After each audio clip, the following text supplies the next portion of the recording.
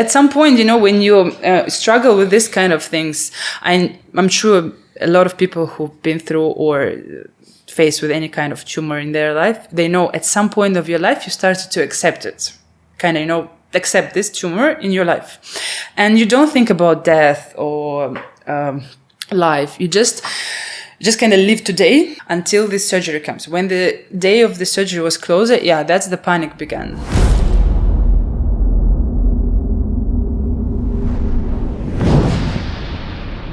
Hello and welcome. Today Daria joined us for this talk. So after a couple of times we have a lady back here. Hello. And Daria is coach. Daria is professional athlete in Taekwondo. Former professional athlete in Taekwondo. Black belt, I assume? Yeah, of course. We don't bring other people here. No, you just cannot compete without a black belt. It's mandatory, yeah. Oh, wow, okay. First dan, I didn't know that. Belt, yeah. And Daria also has... You're like enthusiastic CrossFitter, let's say? Well, yeah. Okay. Trying to get enthusiastic. She's better than what she's saying. No, it's very similar to not fighting and here lifting and running and stuff, but the explosiveness, it's quite similar to what I've done before. So using the hips a lot, right? Well, yeah. And kick people. Well, I'm joking. I kick people, okay. So never pick Daria for a training partner if you have a partner workout because she always takes it as a sparring. I actually would say the opposite. We worked as partners a lot, and she's good. Like she motivates. And she's not kicking you, yeah? No. Well, at the end, if we didn't finish, but so far we finished. Well, I'm trying just to reach his speed because it's too fast. Okay. Well, so you complement each other. Of course. That's very nice. That's what friends are for. Yeah, for sure. And Daria has very rich history of a lot of medical problems. Unfortunately. And treatments. And that's what we are going to get into. And that's what I want to go into. And mainly how to overcome such situations and how to keep your mental sanity. So, Daria, how you started with sport and just walk us through your history since you were a kid. Okay. So I was about 10 or 11 years old. Wait, in 2000. Yeah, I was 11 years old when I started. And Taekwondo was, nobody knew what is that in Russia, where I'm from. I don't know if I should say that. This is politically free, even in the times like this, okay? Okay. No. Anyway, so it was a completely new sport that time, and nobody, like, if you tell to people, what do you do? Like Taekwondo, karate? No, Taekwondo. Okay, so what is that? And everybody compared it to karate, which is completely different. Not completely, but technically it's different. So in 2000, there was an Olympics in Sydney that time, and it was the first time when Taekwondo was included in the Olympic Games. So since 2000. So we changed we started to change the way of training from martial art more into the professional sport, because the martial art is all about a code of honest, and they teach you not to use your power. Okay, so there's more that philosophical part of it. Yeah. And you went. Yeah, honestly, we were sitting So you didn't like it too much? No, I did, because they still teach you how to fight, but because it's from it's from Korea, so ancient time, they're more focusing on the what's name? Respect. Okay. So I forgot the word respect. So more of the respect, and not to I don't know how to say that. Not to misuse. Use it the wrong way. Yeah, not only like just to feel yourself always calm and Okay.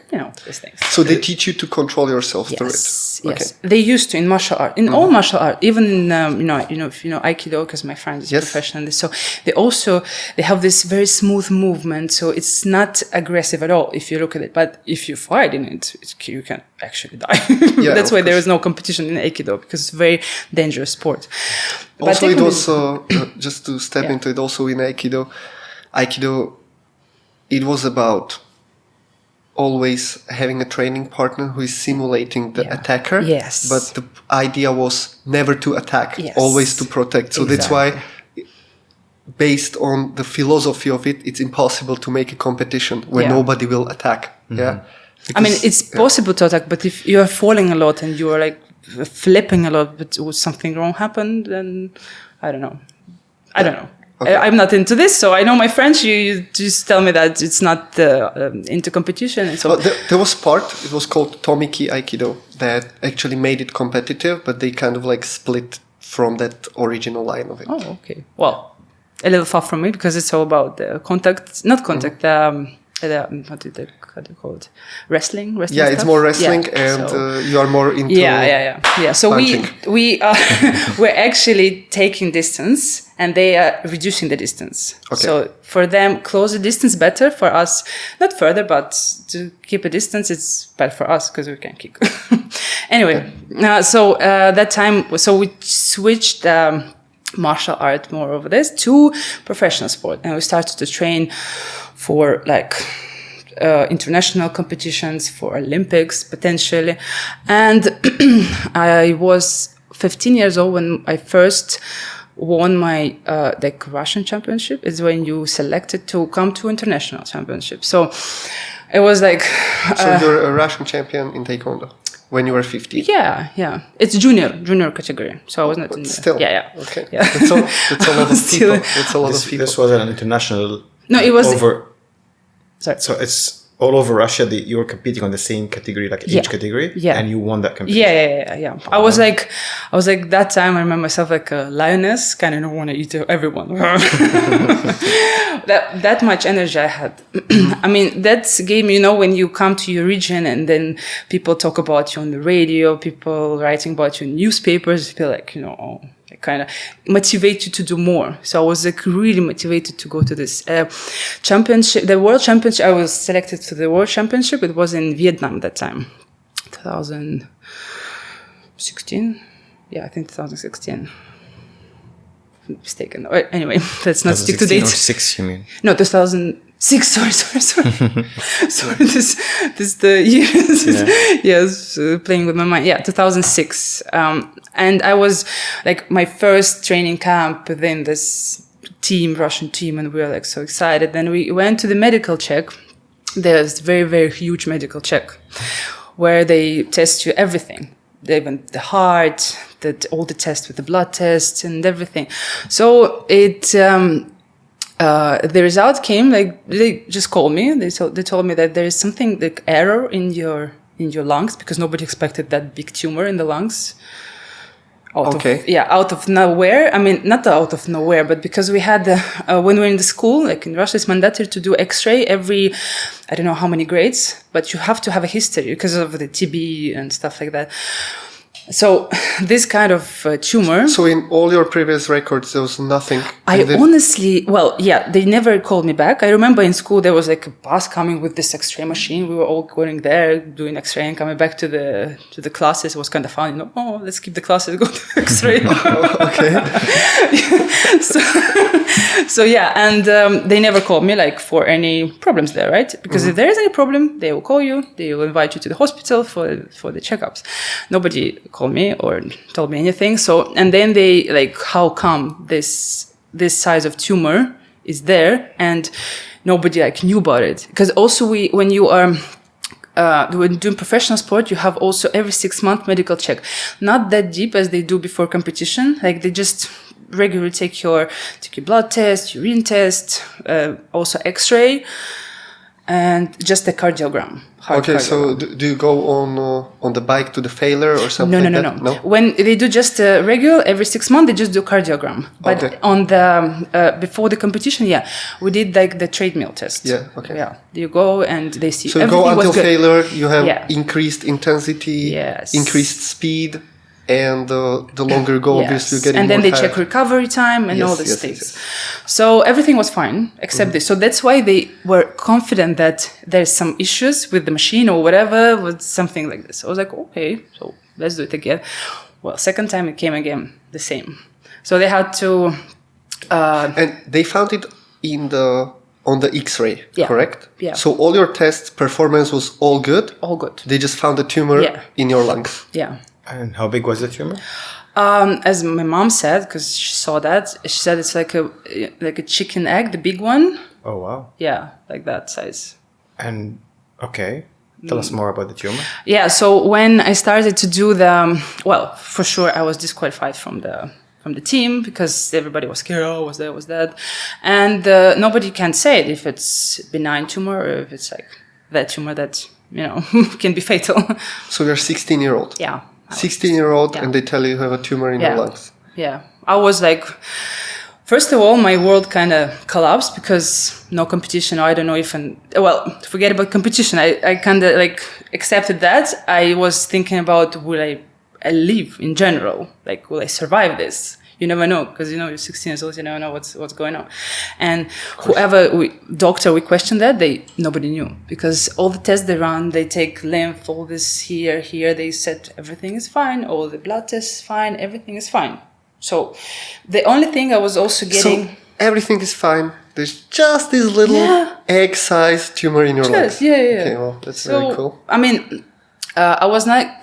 That time I also get it, like, after the intense... Not workout. That time it was like intense training, a lot of kicking, running, and so on. I got like palpitations, like, increased. Like I felt, when you... it kind of... Tachycardia? Tachycardia. Yeah, like you feel it like that. Yeah. Okay. And so that's the only thing I was getting. So on a regular basis. And did this increased heart rate or irregular increased heart rate, was it happening when you already knew about it? Or no, it was before. Okay, before. But I was in this age where I just ignore it, I never think. I thought it's normal. It's just because it's hard, intensive. Do you have to stop training then? Yes. When they told you?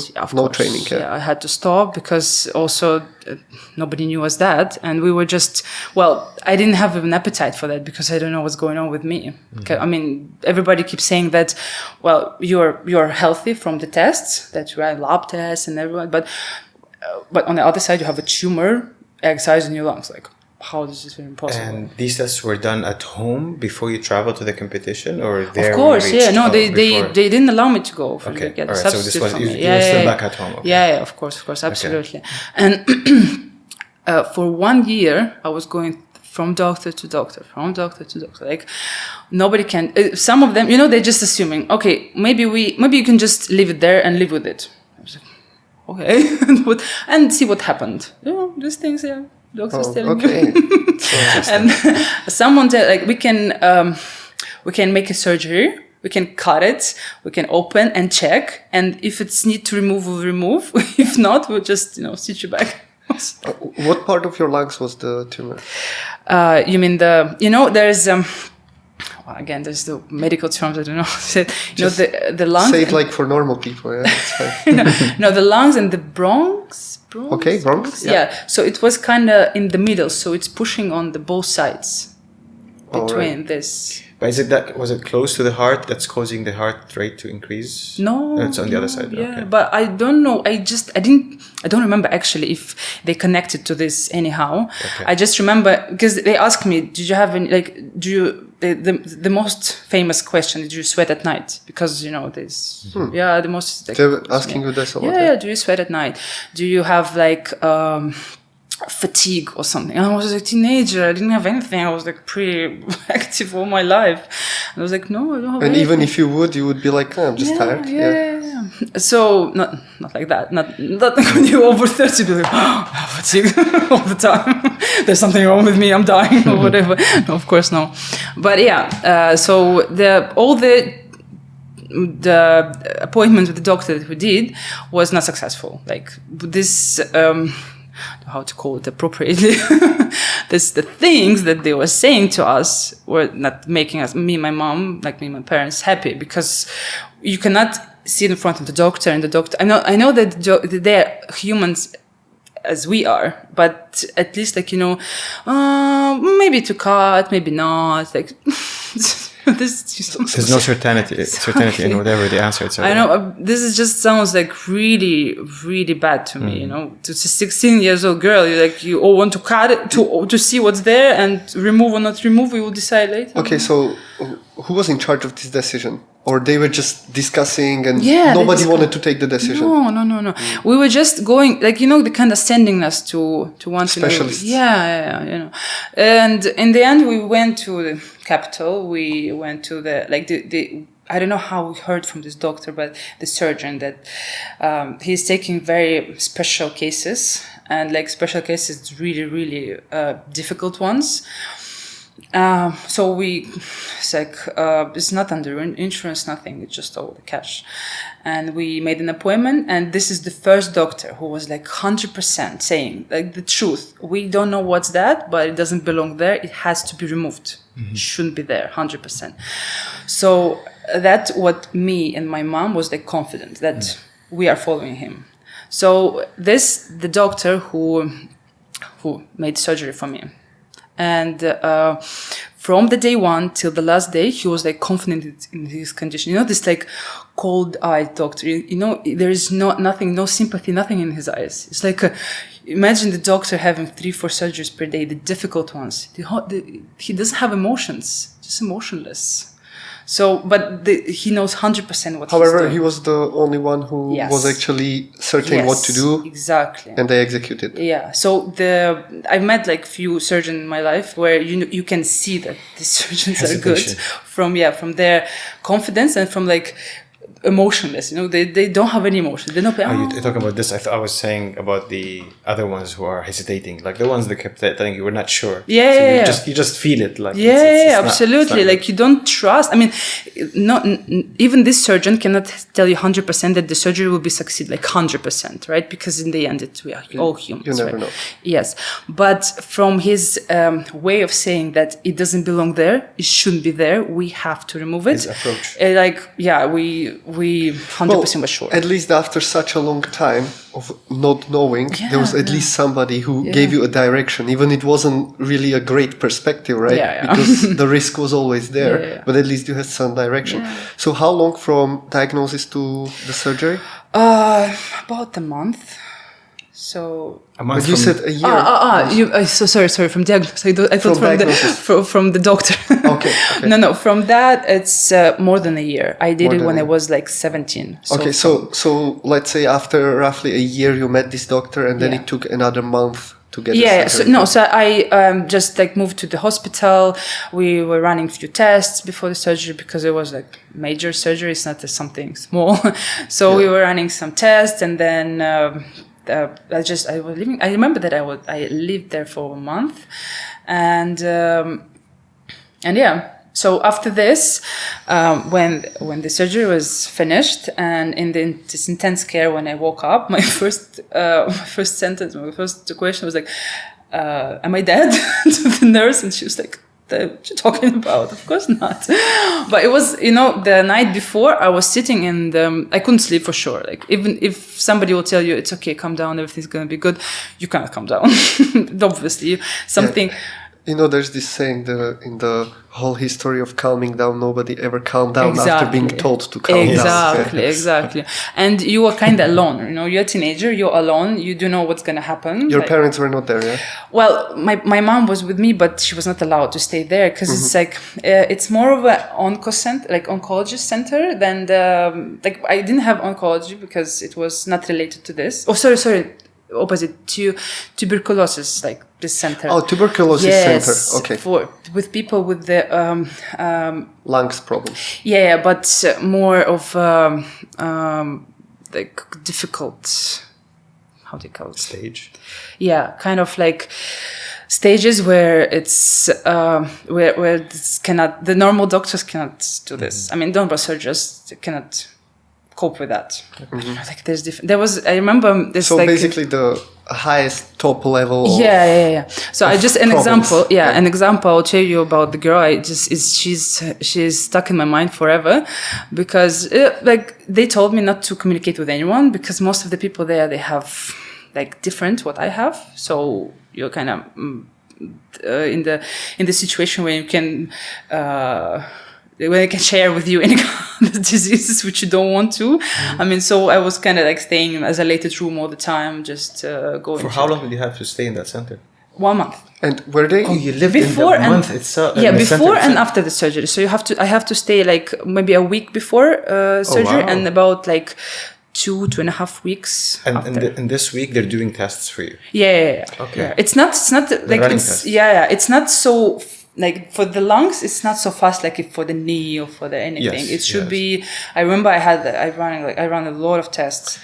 Were the people there? Possible threat to you that you can get infected by them? Yeah, like TB, and so that's why everything was separated. But there was one girl. She was like so friendly and so active, and we talked a little bit, even though it was not allowed. But she was so friendly, and I asked her like, what happened to you? So basically, she came to this doctor with some kind of lung infection, one lung. So he removed one lung of her. So she lived with only one part. Wow. And then after some time, she had some kind of disease. It's very rare. I don't honestly remember what was that, but the infection started to spread into the second part, which can be really fatal. So she was waiting for. You can't remove that one, right? So. Of course, of course. So this doctor was the same my surgeon. He scheduled the surgery for her to try to fix this. Unfortunately, I don't know how did it go and how is the girl. I hope she's alive. Hope so. She's really, really, the girl who is like is catching every breath to live. This kind of people, you meet this kind of people. How old was she that time? She was really young, like less than 20, between 16 to 18. Okay, so basically your age at that time. Yeah.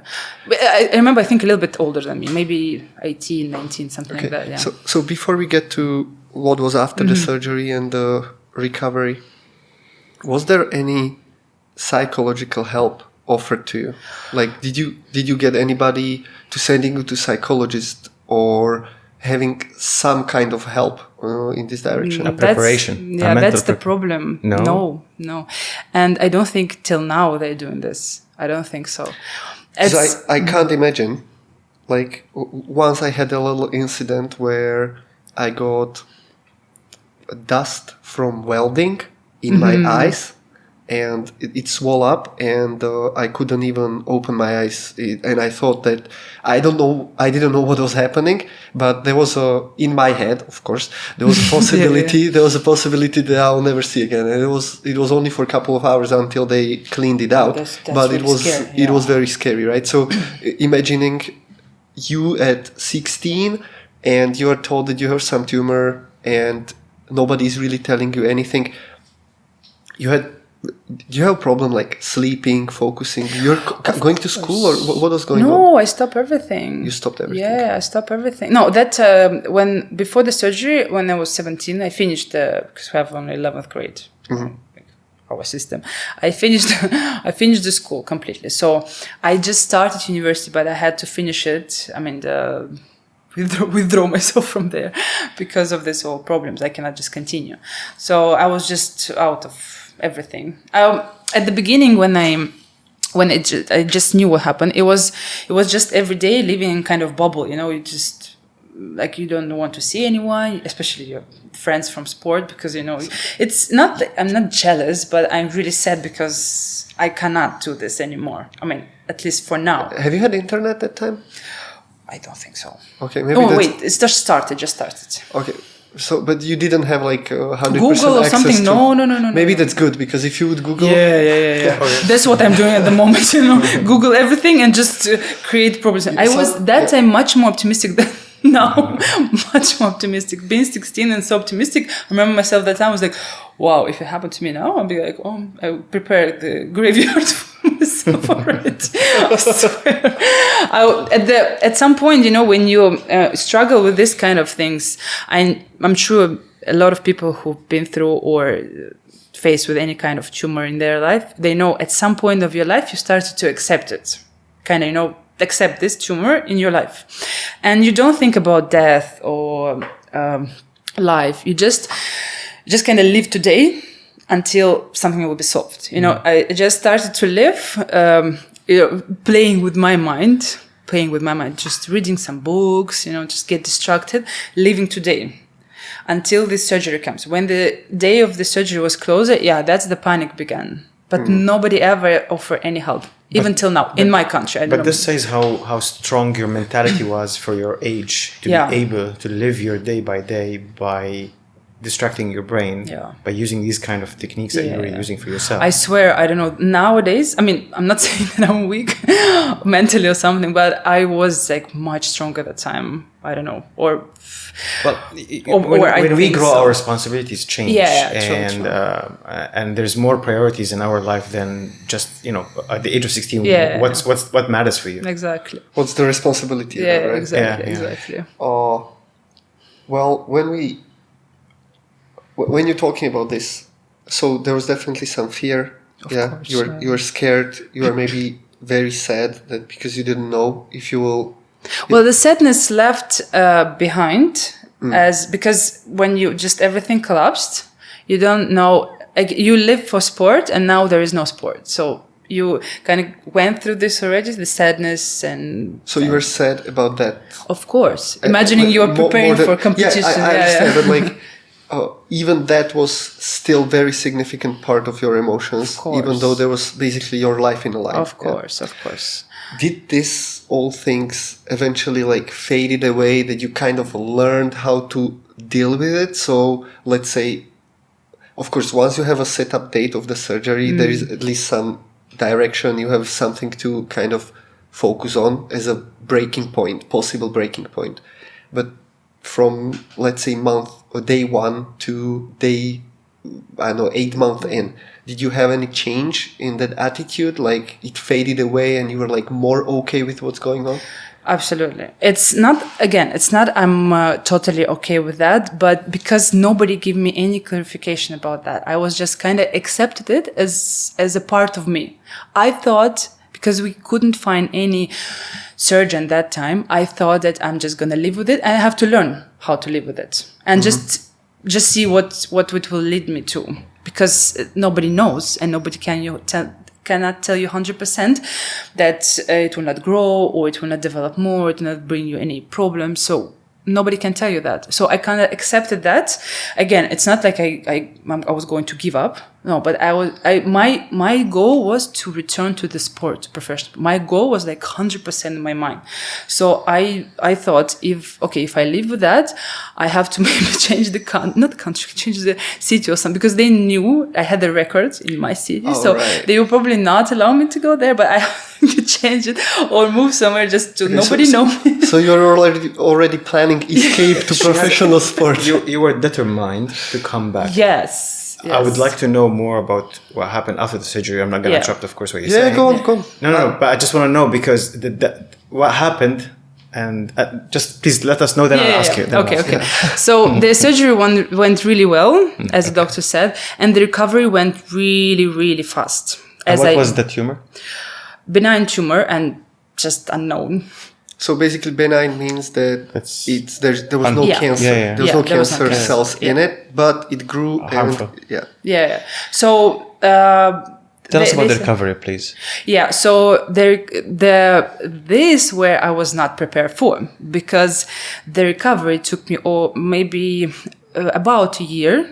Because it's after the surgery. Imagine your lungs kind of shrinked, right? And they also. I'm not sure how to say it correctly. It's like a segment of the lungs, because where the tumor was attached, they removed it as well to not have any roots or just like, this thing. So I don't have 100% lungs like you guys have. So it's like a little bit cut. So I cannot maybe be 100% aerobically develop like anybody, but I never said that. So I'm like, you run faster because your lungs are bigger than mine. I never say that, but there's a possibility of that. Do you feel it? Do you feel it? I feel it, yeah. Till now? Yeah, it's with me all my life. How does it resist you? It's not resist. Like you just, when you can go extra mile, I probably cannot. Okay. So it's just. Do you think because it's in your head? Because it's there? Maybe, but actually, when I went back to the professional sport, I psychologically, I kind of changed. So before that, I was, when you go to the court, I was ready to kill everybody. I mean, in the good way. Like I was just like ready to get my victory from like everyone. Usually, when I see myself on the tape, on recording, that time was like just the camera, disc, sorry. VHS. VHS. Like I preferred not to look at myself because I looked like an animal. These eyes, like ready to kill everyone. A lot of masculine energy. Yes. Like, and we have this, when you in the fighting sport, not in the boxing though, but in martial arts, you kind of shout, when you kick or when you prepare yourself. Kind of this. So I was like, you can hear my shout from the streets, I think. But this is what made you a champion. Yeah. So, but after that, I remember myself returned to the sport. I just jumped from the recovery to the sport. I completely changed in this. I become so, I don't know, like if you see me, if someone will be injured, I don't care. I will continue to fight because she decided to fight. Continue. I mean, she was beating guys as well, huh? It's just only in the training. Competition is always she, always late. Well, wait for it. It's coming. Well, so I was like injured. I didn't care. Like, when somebody injured a hand and she continued to fight, you just beat her like it's normal. part of the game, though. Yeah. I know. It's in the it's rules like that. It's not I'm not emotionally supporter or something. It's just the rules like that. You have to follow them. The code says don't blame the player playing the game. So, exactly. But after that, I completely changed. This.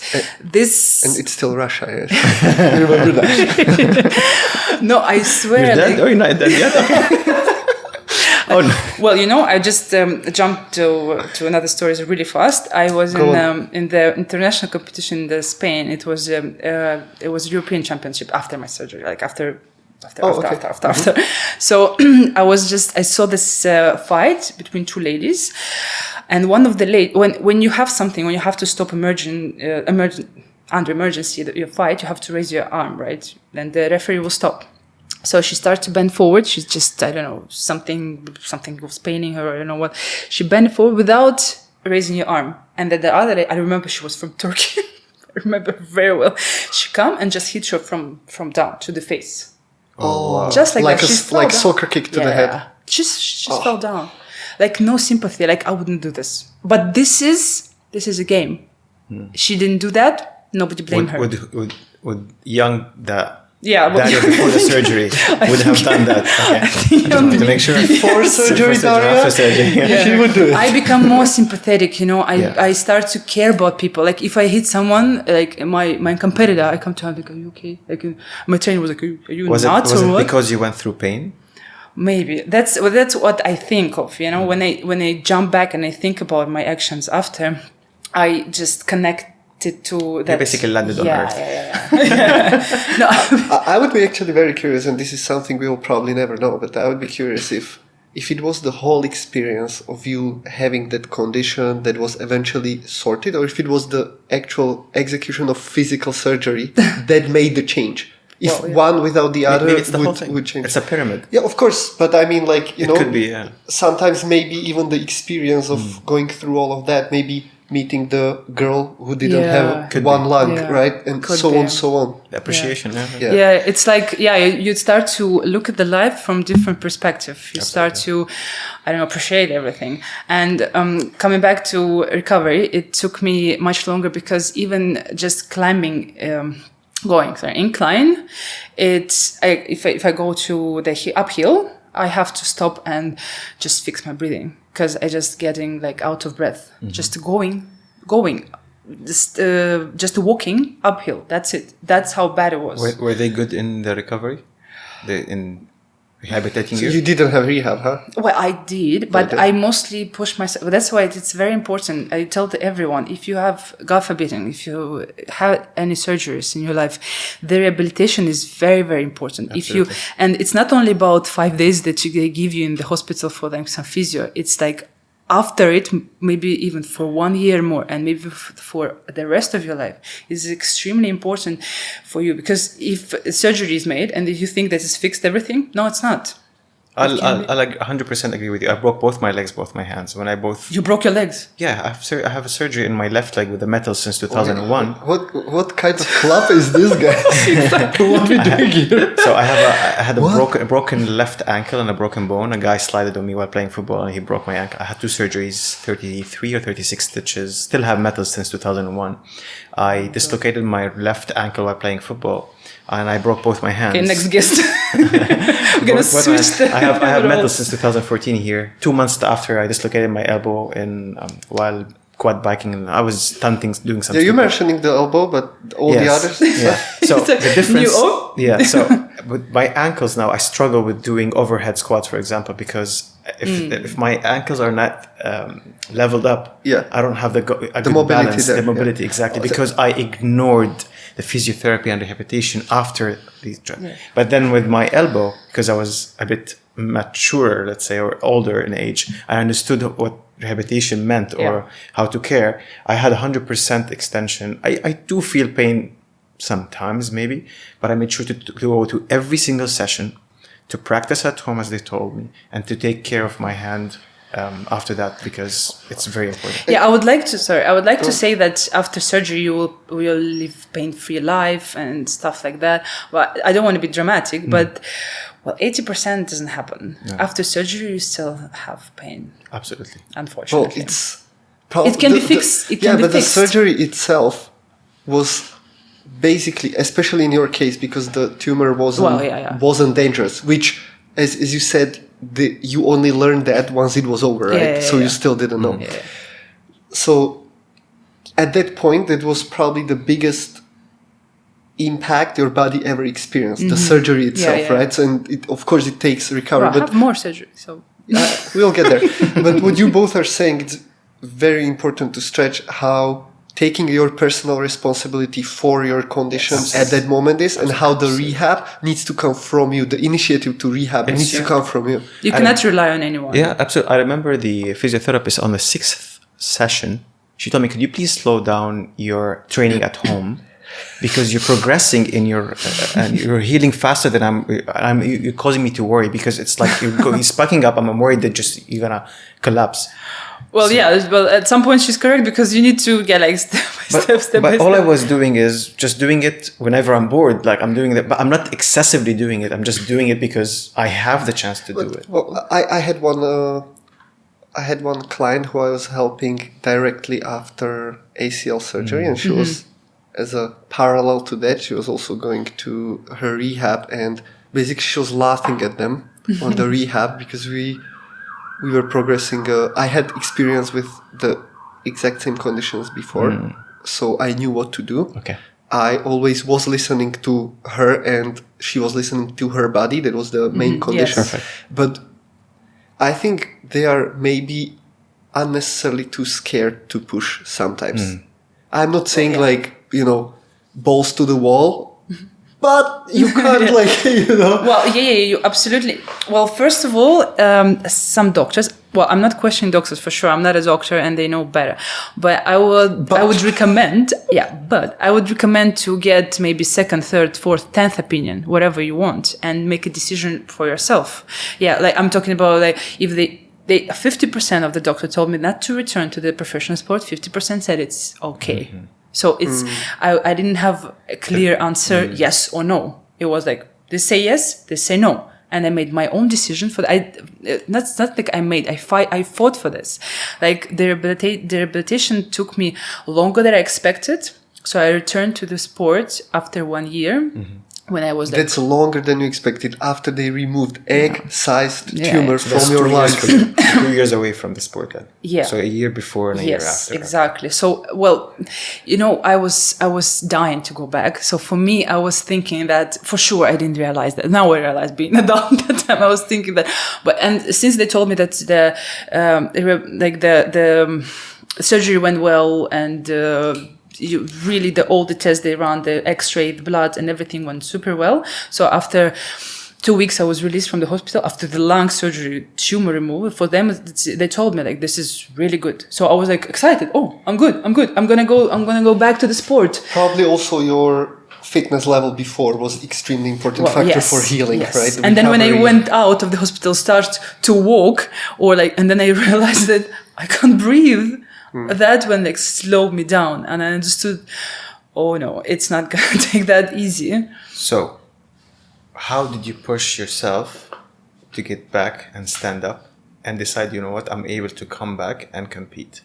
Well, it's again, I think I had incredible motivation. Who also motivated you? Well, I cannot say a person, but I keep. I've watched Olympic Games and all this stuff. You know, these athletes, nice. they were like, you know, when you go to the pedestal with like the medal and stuff, I was like, you know, getting the goosebumps from that. Inspiring. It was like so good, so nice to see these athletes. So I was like aiming for that. What about your friends from around you, from school? Well, my friends from school were not sporty at all. Like, you know, this time of. Okay, so they had, let's say they had different interests. Exactly, different interests than me. So I was all alone that time. Not even my parents were like, they were not against, but they were not kind of like 100% supporting me. They were worried. So parents were supportive, but they were not super happy with the pace you were taking. No. So I was like, whatever doctor told me, I was like blowing the balloon, like probably 3-4 times a day, because that's what I wanted to blow up my lungs. Taking it slowly, start to walk, then increase the pace, then start to jog, then start to run like 1-2 kilometers, still blowing the balloon. Like I was blowing the balloon. I think even when I returned back to sport, I think I still was blowing the balloon. I was really convinced that this can help me to expand my lungs. So you had business, huh? Oh, yeah. Business for kids parties. Exactly. Well, apparently it worked, or I don't know what. Maybe it's my motivation that. So you went back. You left the capital and you went back home. Yeah. So who was taking care of you? Who were you visiting to check on all your? Well, oncologists. They prescribed that I have to every 6 months go to oncologist appointment, and every 6 months I have to do X-ray. Did you have to report to the actual doctor who did the surgery? No. Okay. No, but actually he followed up with me, which nice. I was surprised because he usually don't, and like. It was really, really nice. So maybe you were a story for him as a success of a progression of a case. Maybe there's more future. But he was like, you know, this doctor, like, no motion. He has your X-ray before and after on the wall, right? Before and after, exactly. Yeah. So basically, yeah. So I was working really, really hard. Basically, after every surgery that I had, I was really, really working hard to gain back what I've had before. I cannot say that it's 100%. Unfortunately, I don't want to lie to say like, oh, I'm 100% like the same what I was before, but still. Okay. So let's say you are 18-year-old. Yeah. After the surgery, started to go back into the sport. Yeah. Well, I started in the late 18, back to the 19th. 19th. Yeah, I started to go back, like beginning. Mm-hmm. And then, how far that take you? Like, how far you went? Because I finished junior category, I moved to it calls youth category. So it's I think 16 to 21. Yeah, below 21. Below 21, 100%, but beginning I don't remember exactly. Anyway, so I was already in the adult category, but in adult it was higher level and competitors were like older, more experienced. So I couldn't get like a first place. I got like third place in the adult, but I got the first place in youth category. Still on the national level? Yeah. Okay, so you're competing multiple categories now. Yeah. Youth, because that was your age group. Yeah. And then you were also competing one age group higher. Yeah. And you were not winning the one age group higher. Yeah. And you were sad about it. Yeah. Well, too much ambitions at that time. But to be honest, I mean, I follow sports, especially like football and stuff like that. And you see a lot of people who get injured and it just declines and they hit rock bottom. Yeah. But for you to come back, compete, and then stand up. Nobody, like, for example, in my team, there was an accident. incident where the guy, I don't know exactly what happened during the fight. There's something happened between them. He just hit his knee so bad that he crushed his, I think meniscus. I think it was a meniscus. I don't remember exactly what, but all the doctors said that you cannot return. If you return back and if something happens, because we have contact sport, right? You are fighting and legs are like 100% working. Well, 80%. 20% arms. Well, you're jumping on them all the time. And the fighting, kicking, yeah. exactly. So they said if something happened again, you probably will not be able to walk properly for entire life. So he didn't come back. In my case, nobody told me 100% no. Nobody told me 100% yes. In every for the knee, jumping forward, actually I never heard like no. It's like yes, you can go, but just after rehabilitation. Have you ever, maybe also recently or in later years after this happened, kind of researched how rare is what happened to you? Never imagine. Never. I never ever. I think it's not like I shame of it or I don't want to or I'm traumatized by this what happened, but I think I kind of left it in the past. So I just have it. I know I have it. You folded the page. Yeah. Good job. So even if I'm a woman, right? So I have depression sometimes, honestly. Whoa! How is this? How is this related? Wait. That you are I just want to say that even if depressed, but I never blame myself or returning back to that time. Oh, if I have this or you have that, like I don't get depressed from this. Basically, it's not a trauma that's staying with you. Yes. So I learned how to live with that, and I kind of apply it to if I train someone, like I like to apply all my injuries for them not to get injuries. It's good. It's a good thing, especially if I trained kids for 1 year, like group kids, martial arts. So for me, it was very important for them because nobody taught me how to. I got herniated disc when I was 15.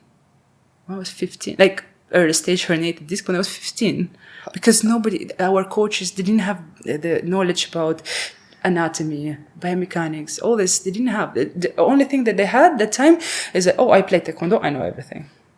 That's it. So specialist in the discipline, but everything else was neglected. Yeah. How did you herniate the disc? Well, when I started to learn all this, we did a lot of exercises, very, very stupid exercises at that time. When you, for example, raising your back and there's no contact with your spine and your floor. So you're lying on your back and there is a gap in between okay. Yeah. Like we did so many exercises like that. Like the legs, when you push the legs forward and your back arched all the time. Nobody told us you have to push. And if you cannot push, you just have to modify the exercise because otherwise you will hurt yourself. So basically core exercise, this was not really core, but it was having exact opposite effect. That's why I remember myself like having pain in the back and then telling to the coach, like, coach, I have a back pain. It's fine. It's just, it will go. These kind of things, And so which were what you herniated? L4, L5, then additional S1. Additional later on. Yes. Later. Well, I get sometimes excited and stuff. And what kind of state is that now? I had surgery also. You had surgery for herniated discs. Well, yeah. Okay. When and how this happened? This happened. No, we jumped too much forward. Oh, too much. So there was many injuries in between. No. Like, bring the popcorn. We got a show. No. That's how I. After the second injury of my knee, I will tell you how it happened. I decided that. Wait. We didn't even cover first injury of your knee. Well, let's just. Maybe you should have brought some notes for this. So you organize. Well, I think I forgot what kind of injuries I had. Okay. No.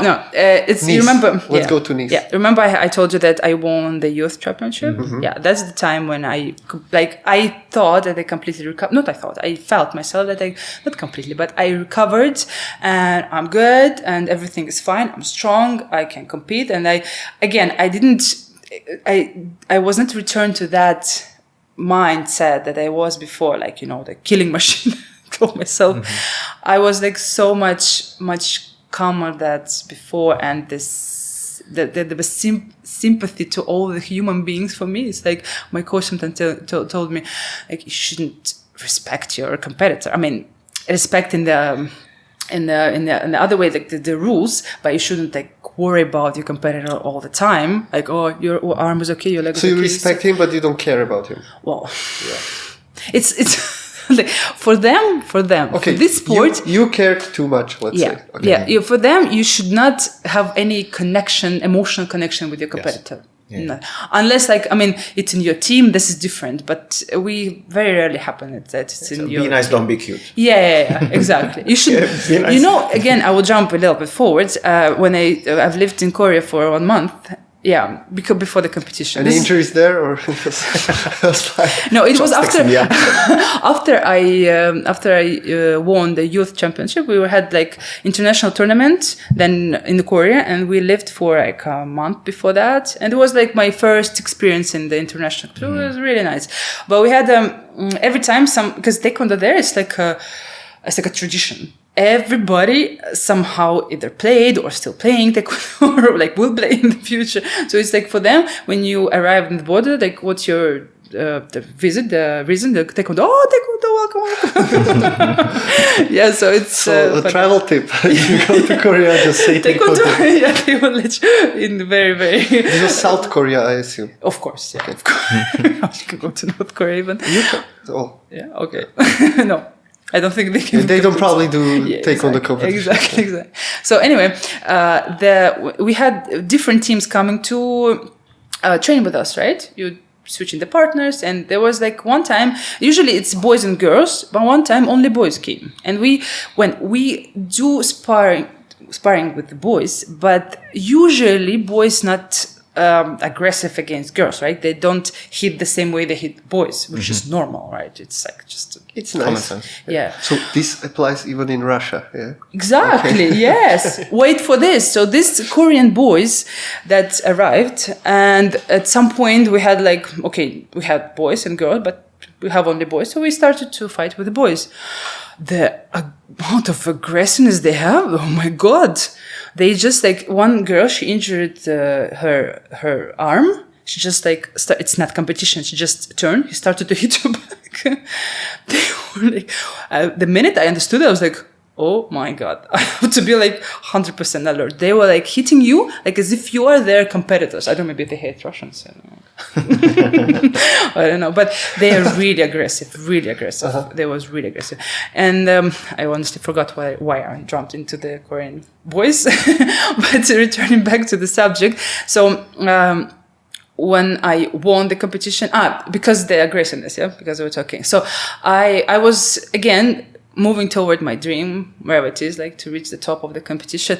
But I realized, and I stopped fighting between me and me, you have to return back what you were before.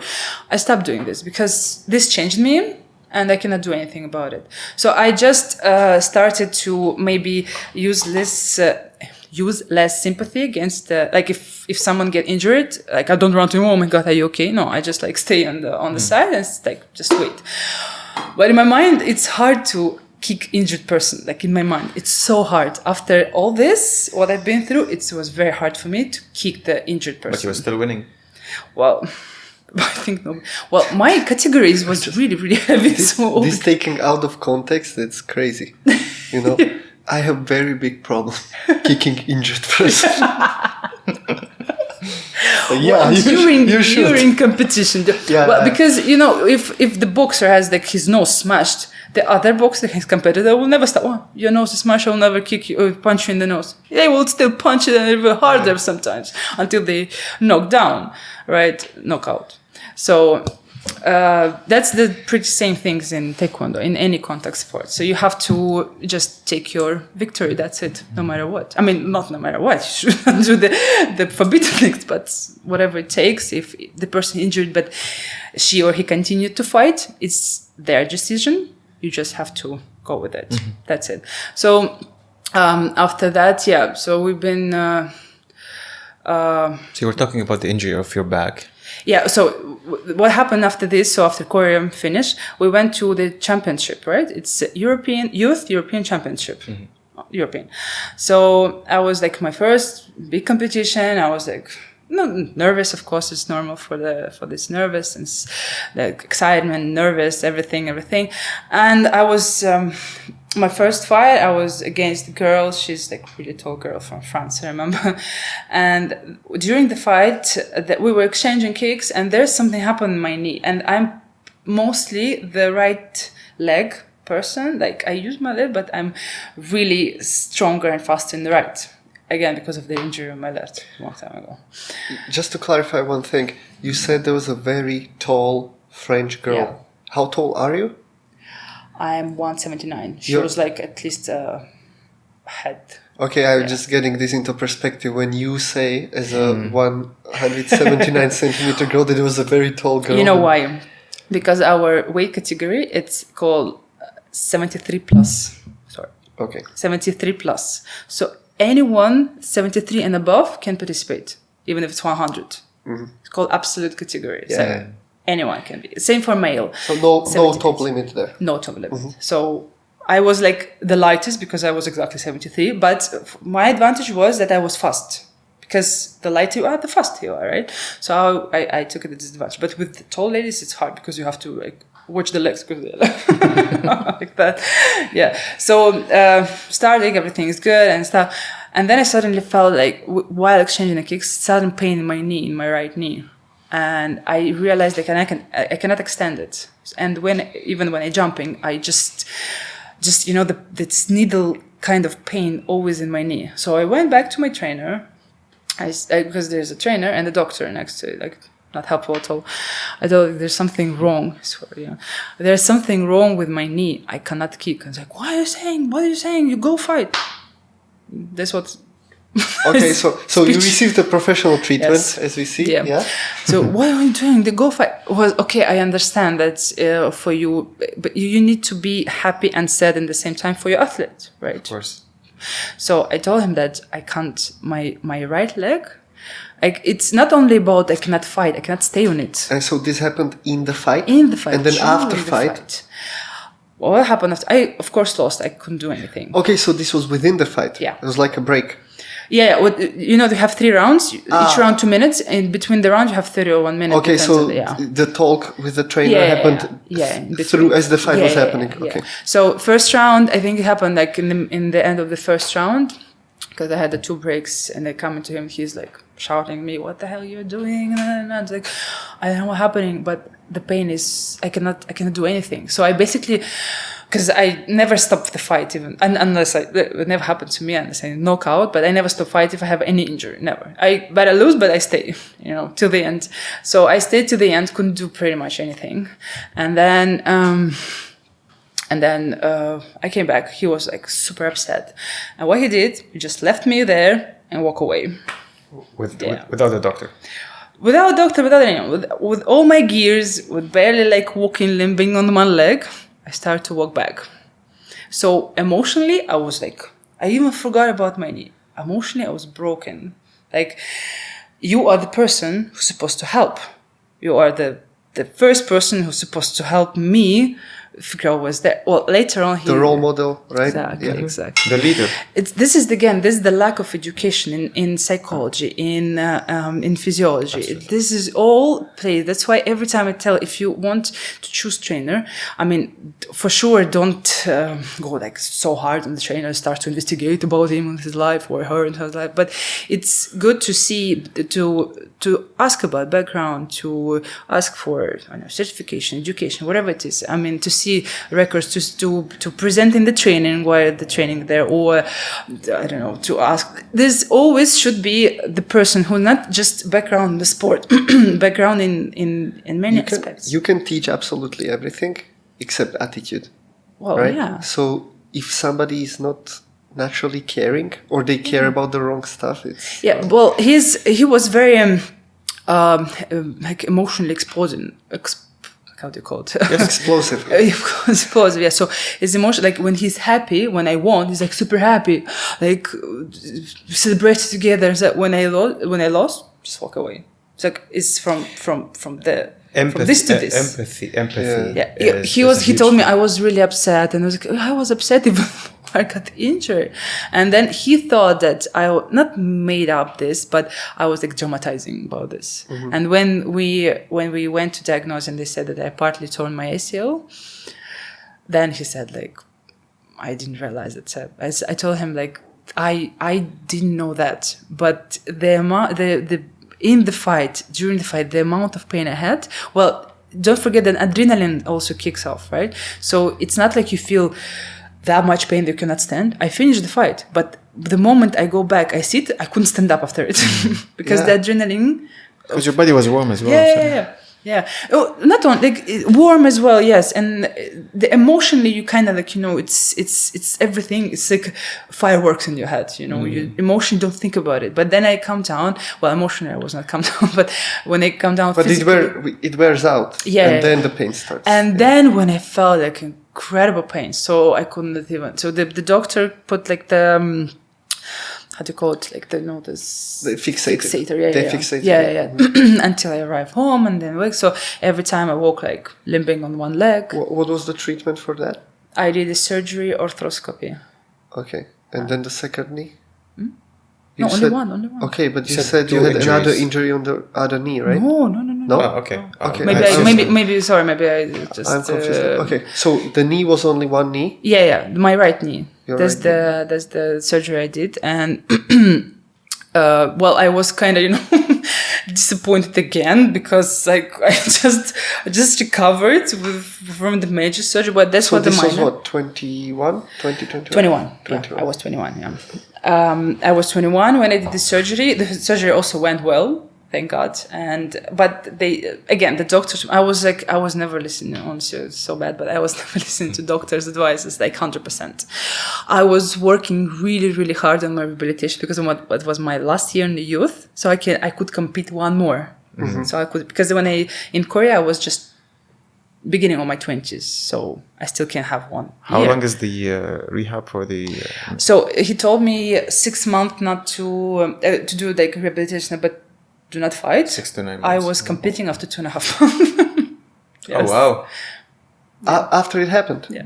2.5 months. Yeah. And how that went? Well, I got second place, unfortunately. Unfortunately. And that was again like a national level.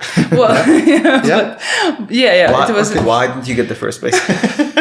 Daria, come on. Yeah, it actually stays in my mind because when you have an injury knee and you're right, kind of like leading right leg athlete, but I broke one girl's nose that time with my right leg.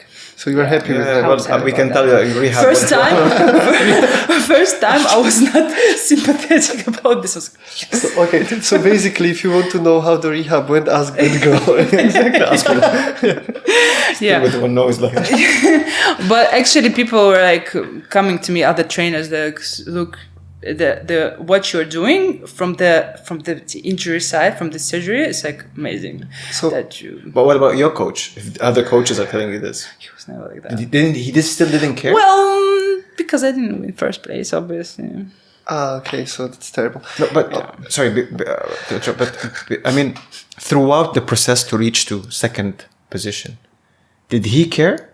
Well, for sure, the surgery that they had with the best doctor in my region at that time, he arranged that. Well, he kind of probably felt like it. I never blame him. He was not mature, maybe enough for the coaching. How old was he? Well, he was like 9 years older than me. Okay, so it's not very far. But 9 years in sport is a long. He was before. He didn't compete on the national level, but he was just Taekwondo player before, and he had also knee injury, so he decided not to continue. No, but because I just wanted to understand: was he supportive throughout that? Was he caring that don't hurt your knee, take care of this, use this kind of motion? Well, when I decided to do that, nobody can stop me.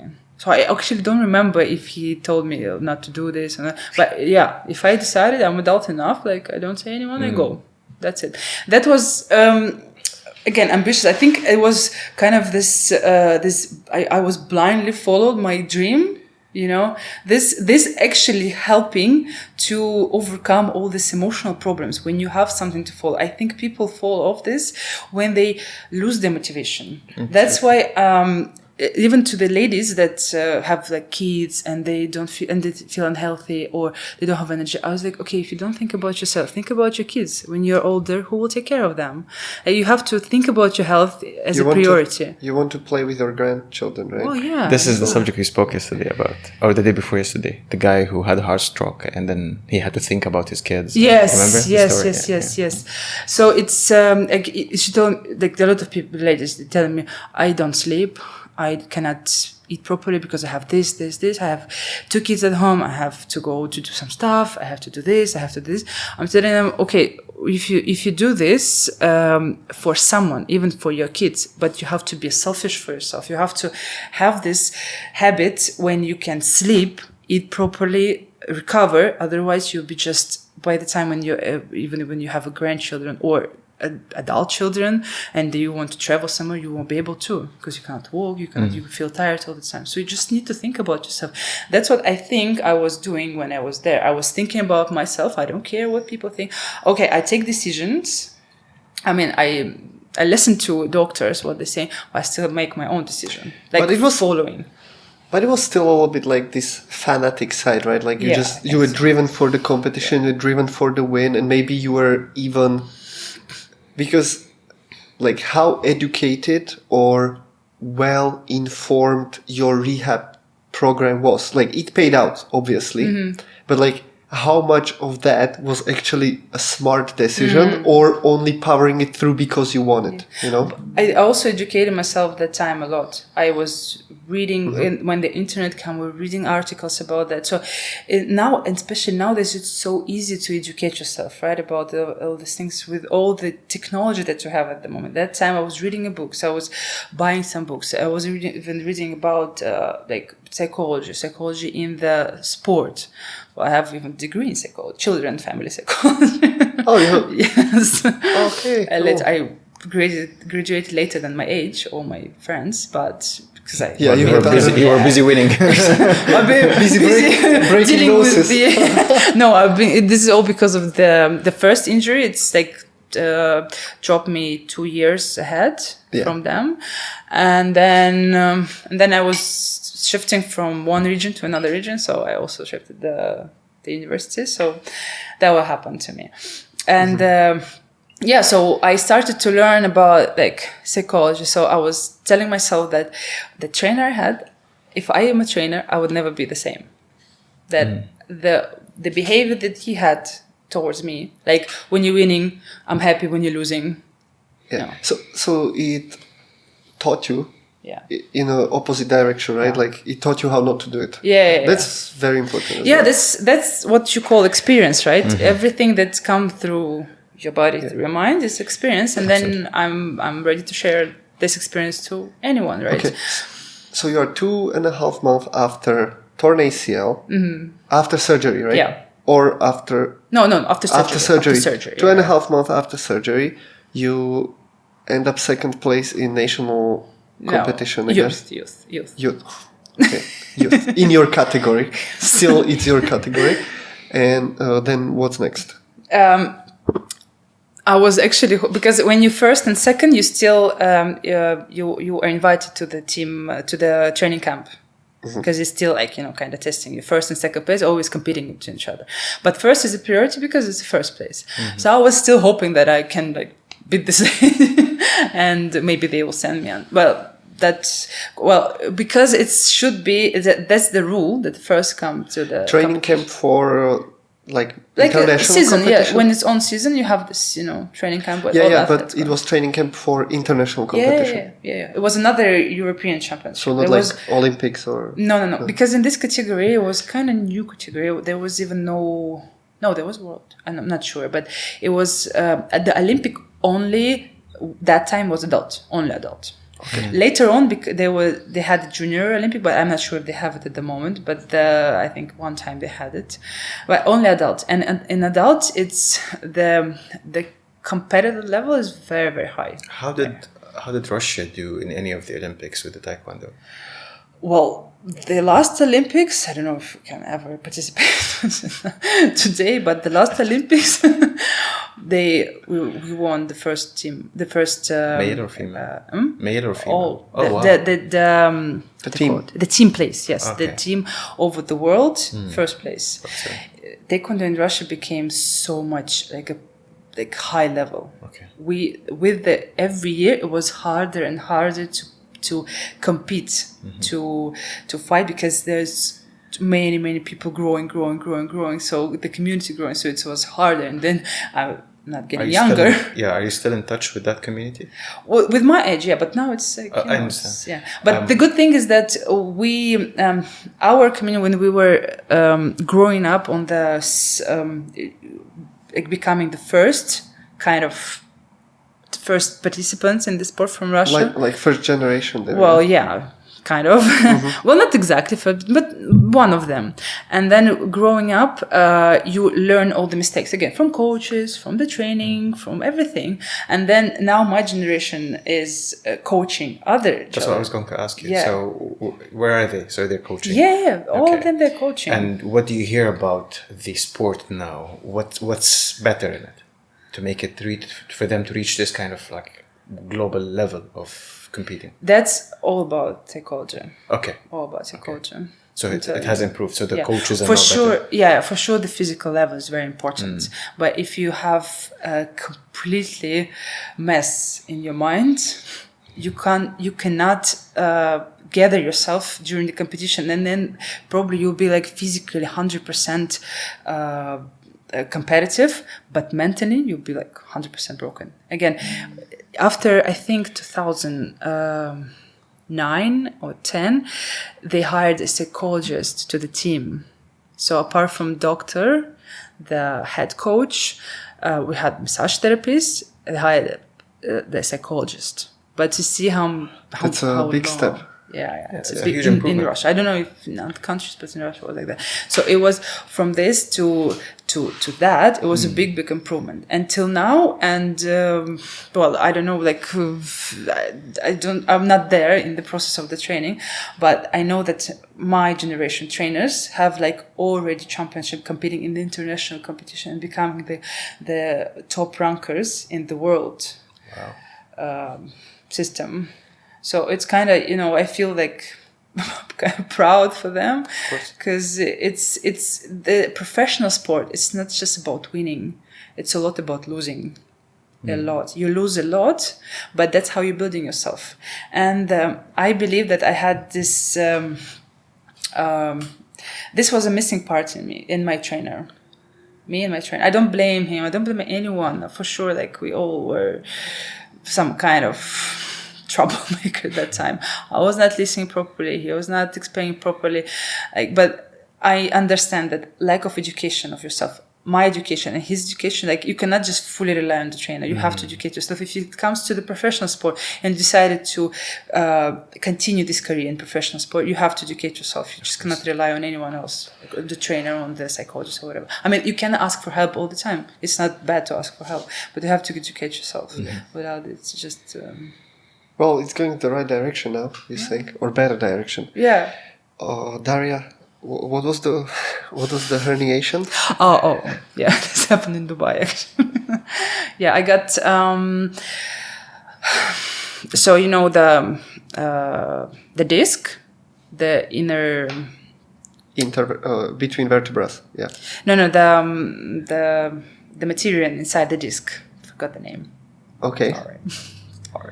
It's like this sponge-like material. The toothpaste material. This when this herniated happen, it can break down and leak it down. Yes. Yeah. So that happened to me. Oh, so you don't have herniated disc, you have leaking disc. Well, yeah, already. Okay. Yeah. So that time. So what happened to me? This is the old injury from that. That's at some when point. You said you were 15, I guess? Or this is the progress of it? Progress. Yeah, okay. Progress to that. But it was my mistake. I took too enthusiastic some of the CrossFit exercises, and okay, so this happened within your gym training. Yeah. Why I believe I cannot blame anyone else, because I just got too excited for that. And which workout specifically was the deadlifts? Peak deadlifts. Okay. Yeah. So aiming for something that you're not prepared for, this can happen, and 100% sure. Well, now I can lift the same weight. I don't feel pain. I don't feel anything. This is very cool. Do you blame the weight or the way you carried the weight? No. I blame myself for lifting something you're not ready for. This is very cool how you're taking the ownership.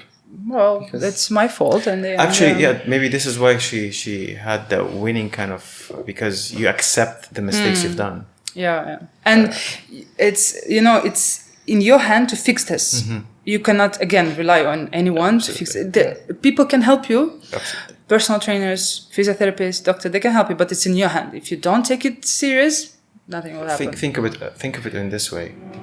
The stairs, it has a rail.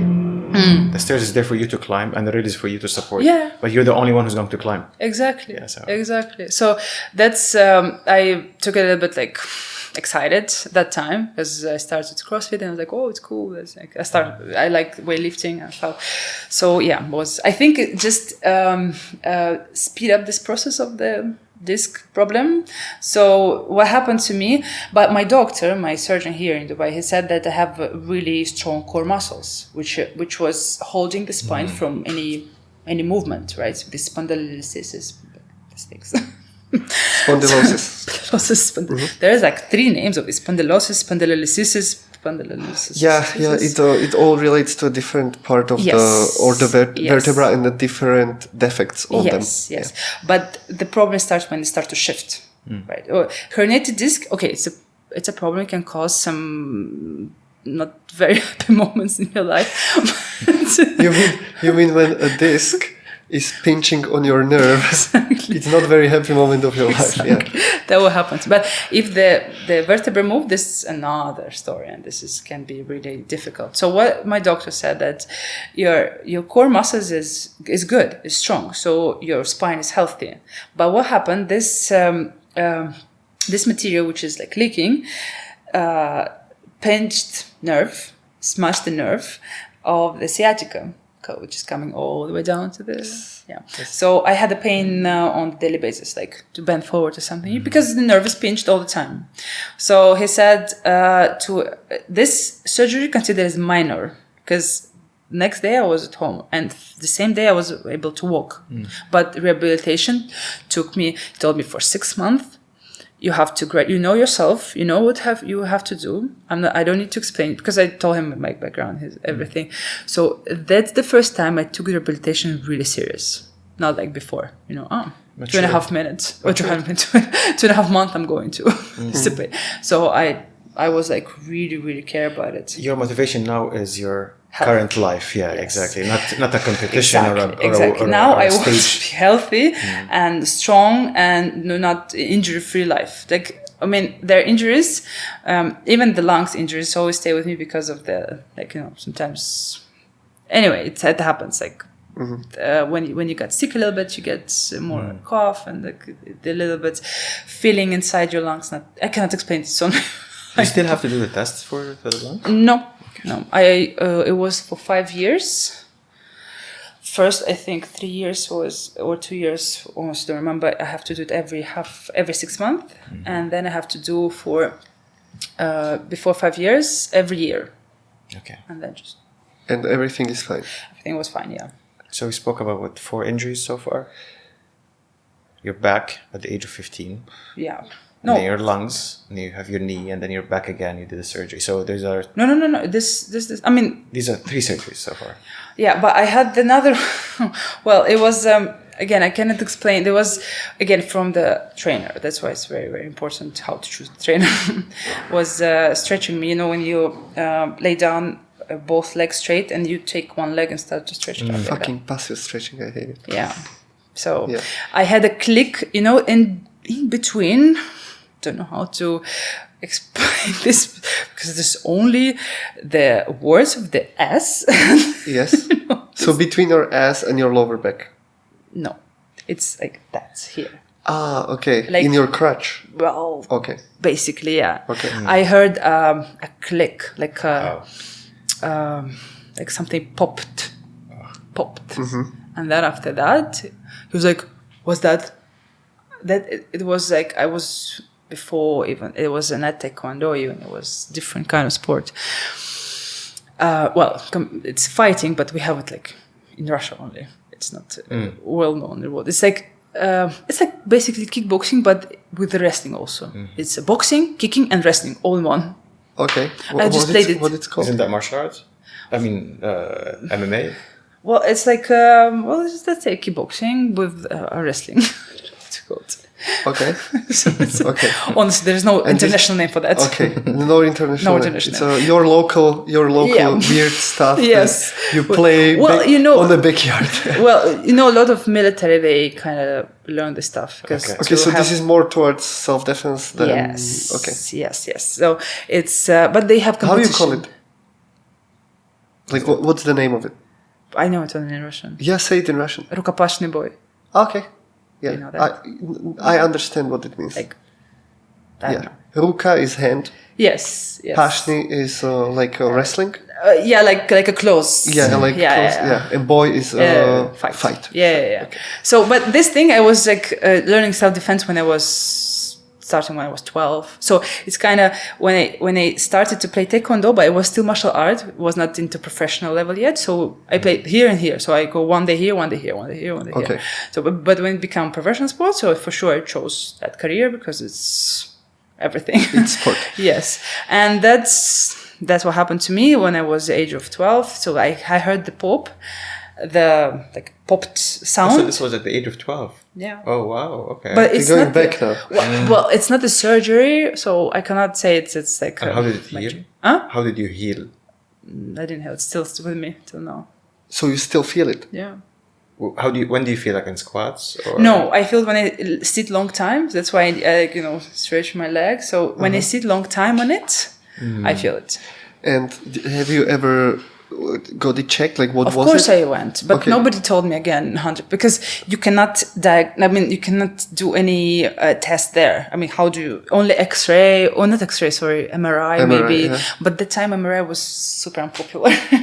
So you get appointment only like with this serious stuff like a back. Yeah, that's so not a 12-year-old girl who's something popped their head. While fighting, while getting stretched. Yeah. So that's why I became like one leg athlete because of that leg was injured, the left, so I become a right leg. Okay. I still was using it, but I think kind of compensating with the right more. So that's why. So you still don't know what was it, what muscle, what happened. I think it's sort of the soft tissue, but more of a cartilage. Okay. Because this what cannot repair. And was it very painful that time?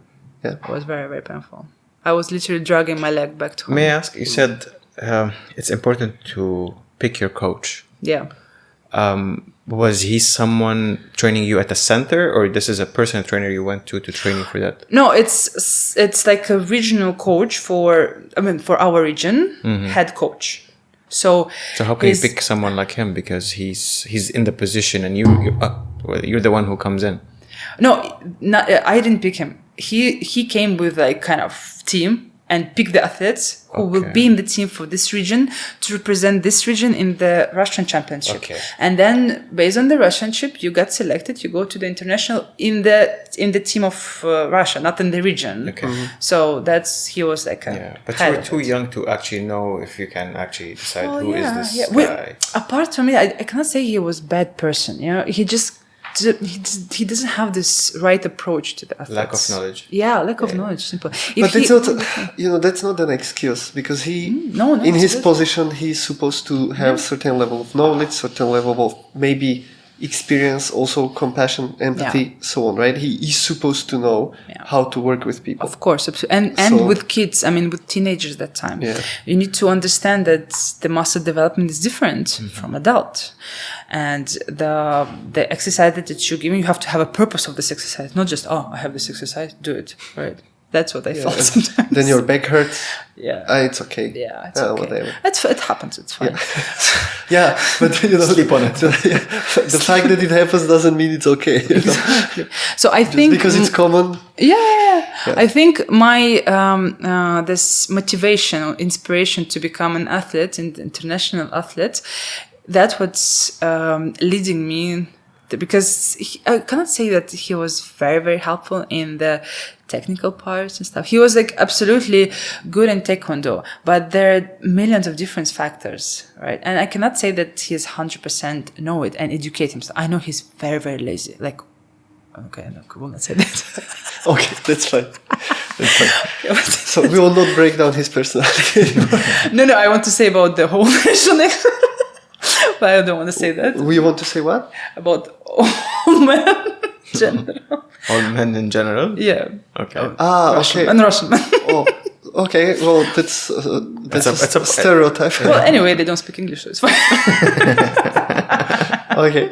Well, yeah, the laziness, because if you have people that you're coaching, it's not, you're not a doctor, but their health is in your hands, right? I mean, if you do something wrong, sorry, I gotta keep hitting the microphone this time. It might affect them in the future, right? Mm-hmm. So you have to understand that. So you know what he did in the future. I mean, well, we were, me and a couple of my friends, we were like his first ever athletes. Mm. And in the future, he started just to, kind of buying athletes from other region, already with background.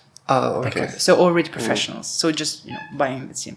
This is show how lazy the person is. So the system as it works, if let's say you will go there, and in a maybe different political situation, let's imagine you will go there, and for your region you'll be like, I'm opening a club.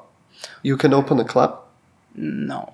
Why? No, there is a big system of that. Well, I can open. Because you're certified. Yeah. But well, no, forget about it. So you would need to be somehow part of certain federation or something. Okay. Yeah. So it's politics as well. Exactly. Right. Exactly. But you can train. You can train. Coach. Yeah, Sorry. Okay. Yeah. But it's not the fact that I will be able to, even if I have good athletes, they probably just come and take it from me. Mm. Oh, right. So like. Okay. We are preparing for the next couple. They even kids, they can talk to parents and parents. How do you train these days, or generally how you train now? The goal is like more towards health, more than performance. Yeah. But you still do you still train Taekwondo? Yeah, I do. Some people likes it, not professionally for sure, but just like a boxing, kicking. Because I was also into boxing for some time, but I was not competing in nothing. And no injuries there? No. But for a change. But especially for ladies, for us, it's kind of fun, punching, kicking. But then the most important part for me, because I have this background to teach people how not injure yourself, and first of all, to get your life settled. I'm talking about you can have we all adult and we all have problems, but again, if you're not taking care, you have to be selfish at some point. I know you have kids, you have family, but you have to be selfish at some point. If you don't take care of yourself, who will take care of yourself? I know that your husband, your family will love you, but again, how possibly can they influence on you if you don't take it serious, right? So the main part, if you do any kind of sport, the main part is to, not any kind of sport. If you're into fitness, the main part is to be healthy, not like the strongest, the fastest, or the healthiest of the healthiest version of yourself. And especially nowadays, it's much easier than at my time. You have all the information around you. You have people around you because that time when I was training, well, in my country, the trainer was not so popular, the personal trainer, and with the good knowledge. It's not, even doctors, the surgeon or the orthopedics, right? They're different from sports orthopedics or just normal. Probably they don't know. Ask them to do. Well, yeah, because when let's say normal orthopedic ambulance that is not specialized for sports or athletes, like majority of the cases they are dealing with is older people, and it's very different from what athletes are coming with, right? So also treatment is different, approach is different, and as you were saying before, the guy the doctor who did the surgery, he was specialized in this super hard cases. So he had experience in that. Same thing, like when you're exposed to it, when you're doing more and more and more cases of a particular kind, it's where you will become proficient, right? So a normal orthopedic dealing with super specific sport injury. But I also had doctors in my life who said, like, you should not go back to the sport, or you should not lift weight, or you should not do this. And again, I respect your doctor, but I will not take this opinion. I will continue to do what I do, and I will take other opinions, and I will educate myself. Okay, so the question then is, when you said you had a couple of doctors saying yes and a couple of doctors saying no, when they said no, basically that was your motivation to find somebody else who says Maybe yes. Maybe yes. So you're not really looking for an opinion, you're looking for somebody who will confirm. But also, if someone 100% telling you, no, you cannot, this can be life-threatening, you will not do it for yourself, right? And if you get, till now, I believe you always have to get opinion if it comes to health. Like, you respect the doctor, even if you with the doctor forever, but just for the second opinion, go to other and check. Because there are many opinions around there. I tore my meniscus, and then I tore my ACL, and I have never done a surgery for them yet since 2013. I was maybe stupid somehow in not doing the surgery at that time. However, at a certain period, I wasn't able to do anything, and then I went and I did 3 different consultations. 2 doctors said, you have to do the surgery. The third one was like, are you training to become a professional? I said, no. He was like, then you can live with it. You can train the muscles around it, make it stronger, stay lighter as weight-wise, reduce the pressure on it. Do not tend to do workouts that or activities that would cause like playing football. Because going right and left will cause the damage. Yeah. And that's what is usually also causing the injury itself. Exactly. The abrupt change of the direction. Yeah. Absolutely. The ACLs. And thank God I've been living with it. Maybe I hurt myself somehow. End of 2020. I was doing a box jump and I 47.5 inches. Okay. So I landed properly on it in our gym. Yeah. And I got cocky. I'm like, I'm going to put it on video. Turned the video on and I landed incorrectly. So I hit the box, landed on the ground incorrectly. So for 2.5 months, I couldn't do anything. So you landed incorrectly already going down? So I jumped, but the left leg didn't reach. Okay. So when I'm trying to balance, because my left leg is the dominant leg, so I tried to land on it, but I landed on the wrong angle. I just twisted the ankle again and re-hurt myself. So I was limping, it was swollen, and I had to go through the process. I had to stop CrossFit for 2.5 months, and so on. So, but what I'm saying here is, I went for different opinions. One of them, he just looked at the MRI and he was like, surgery. The other one gave me options. He was like, there's some sort of injection he wants to give me. I'm like, you're not going to put anything in me. Like, that didn't make sense. And then the one that told me about whatever I just mentioned about practicing he was 60 years old. So he's not a knife lover, let's say. So he doesn't like to cut people, basically. It was like, he told me the advice and I took the advice. Sometimes I say I wish I took the surgery as a... Well, I could also live with that part on. But you were competing though. Yeah, that's why I took the surgery, because they told me with this condition I won't be able to return to the competition. So I took the advice of the doctor. We can bring Tima for this at some point. But, there are some studies that are showing that ACL, if it's partially torn, it is capable of repairing itself. Okay. It's very new approach or fairly new approach, and it's very interesting because 100% just the fact that 100% heal? it can heal itself. Yeah. Okay. I don't Same know. like discs also. That's the other thing, right? Like I also know about one guy. His name is Clemens Kubi, I believe, and he is considered a freak, like a medicine freak, because he had an injury when he fell off the roof, and a side story to it, as he was transported to hospital, a light thing hit the helicopter. Oh my God. On top of that, I mean, crazy. Cursed. Anyway, it wasn't a good night for him. Exactly. He was in the hospital and they told him he will never walk again. Oh wow. And he's like, now I will. They were sending psychologists to him. They were sending family to him to gently explain that you need to accept. He's like, no, I'm not accepting anything. Go away. He learned how to breathe super softly because everything was hurting. Yeah. So he was like only lying there, maybe reading some book or something, lying on the belly and breathing. And then one day he was able to move his big toe. And then he did it once or twice. A nurse saw it, but she called the doctors and he wasn't able to repeat it because he already exhausted his capacity for the day.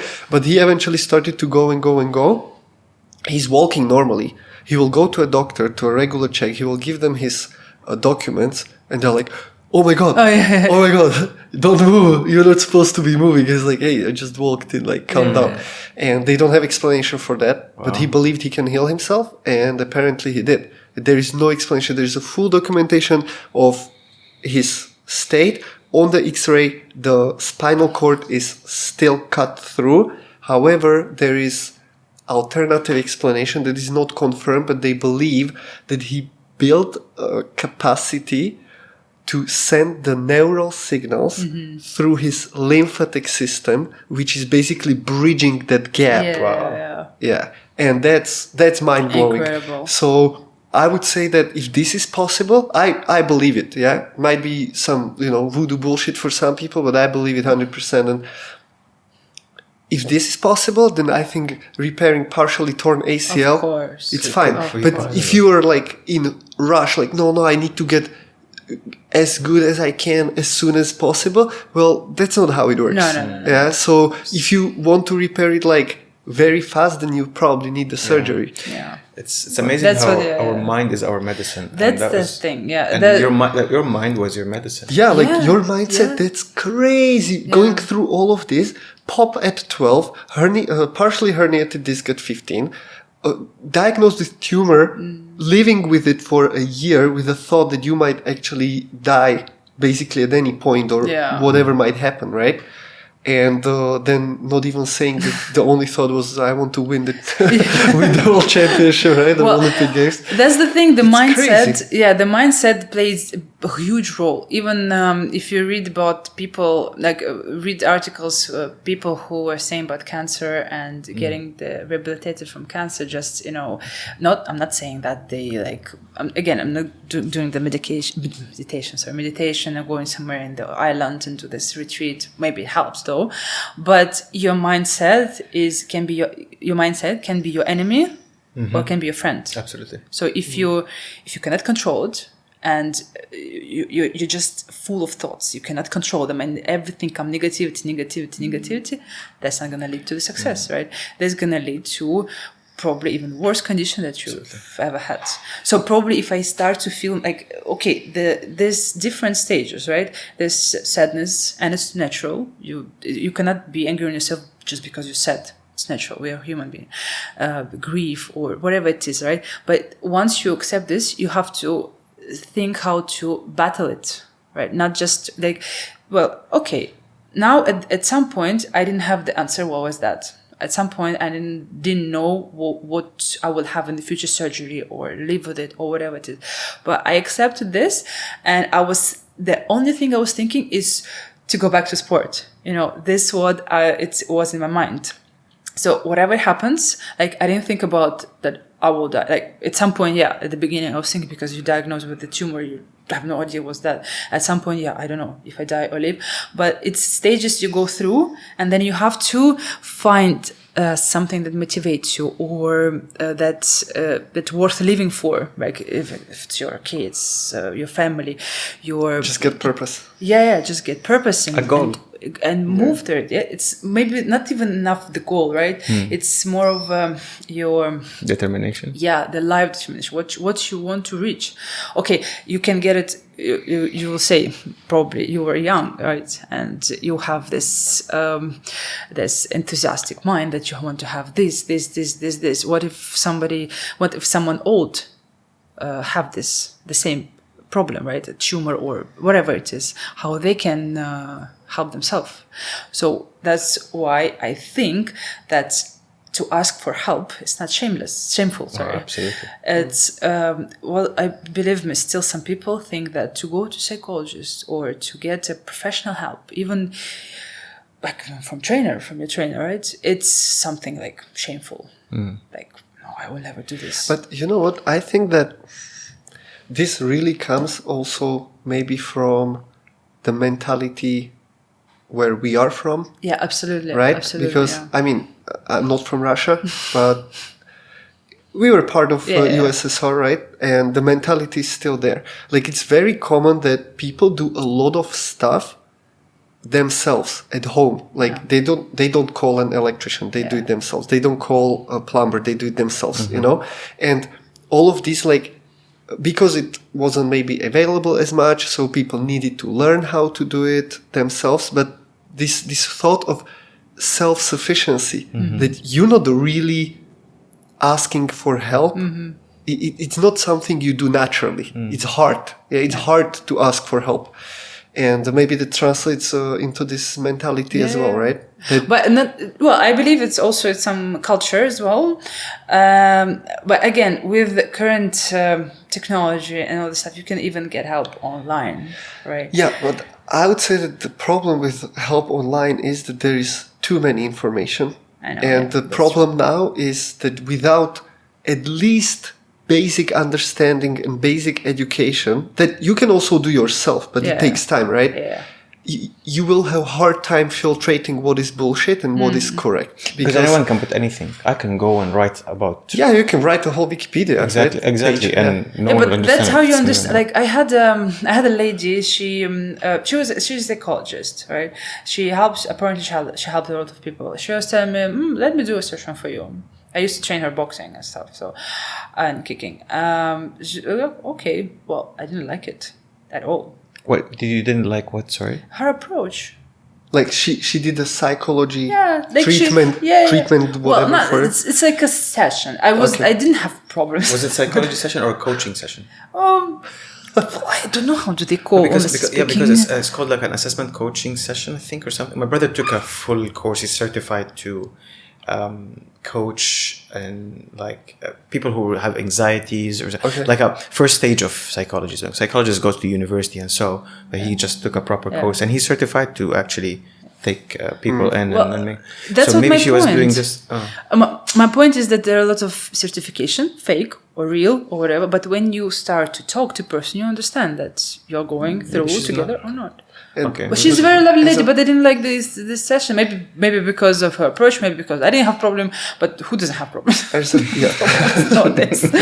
You're like, she was so good, you realized you don't have any problems. No, she was actually like digging through. But all this that I had before, I already overcome them. They are there. It's like somewhere there in the shelves. Yeah. I didn't dismiss them. I still remember them. But I went through this. Yes. They finished finished. them. I accepted. They finished. But she started digging. I was like, I see what happened to you. Yeah, I know what's happened to me. I was there.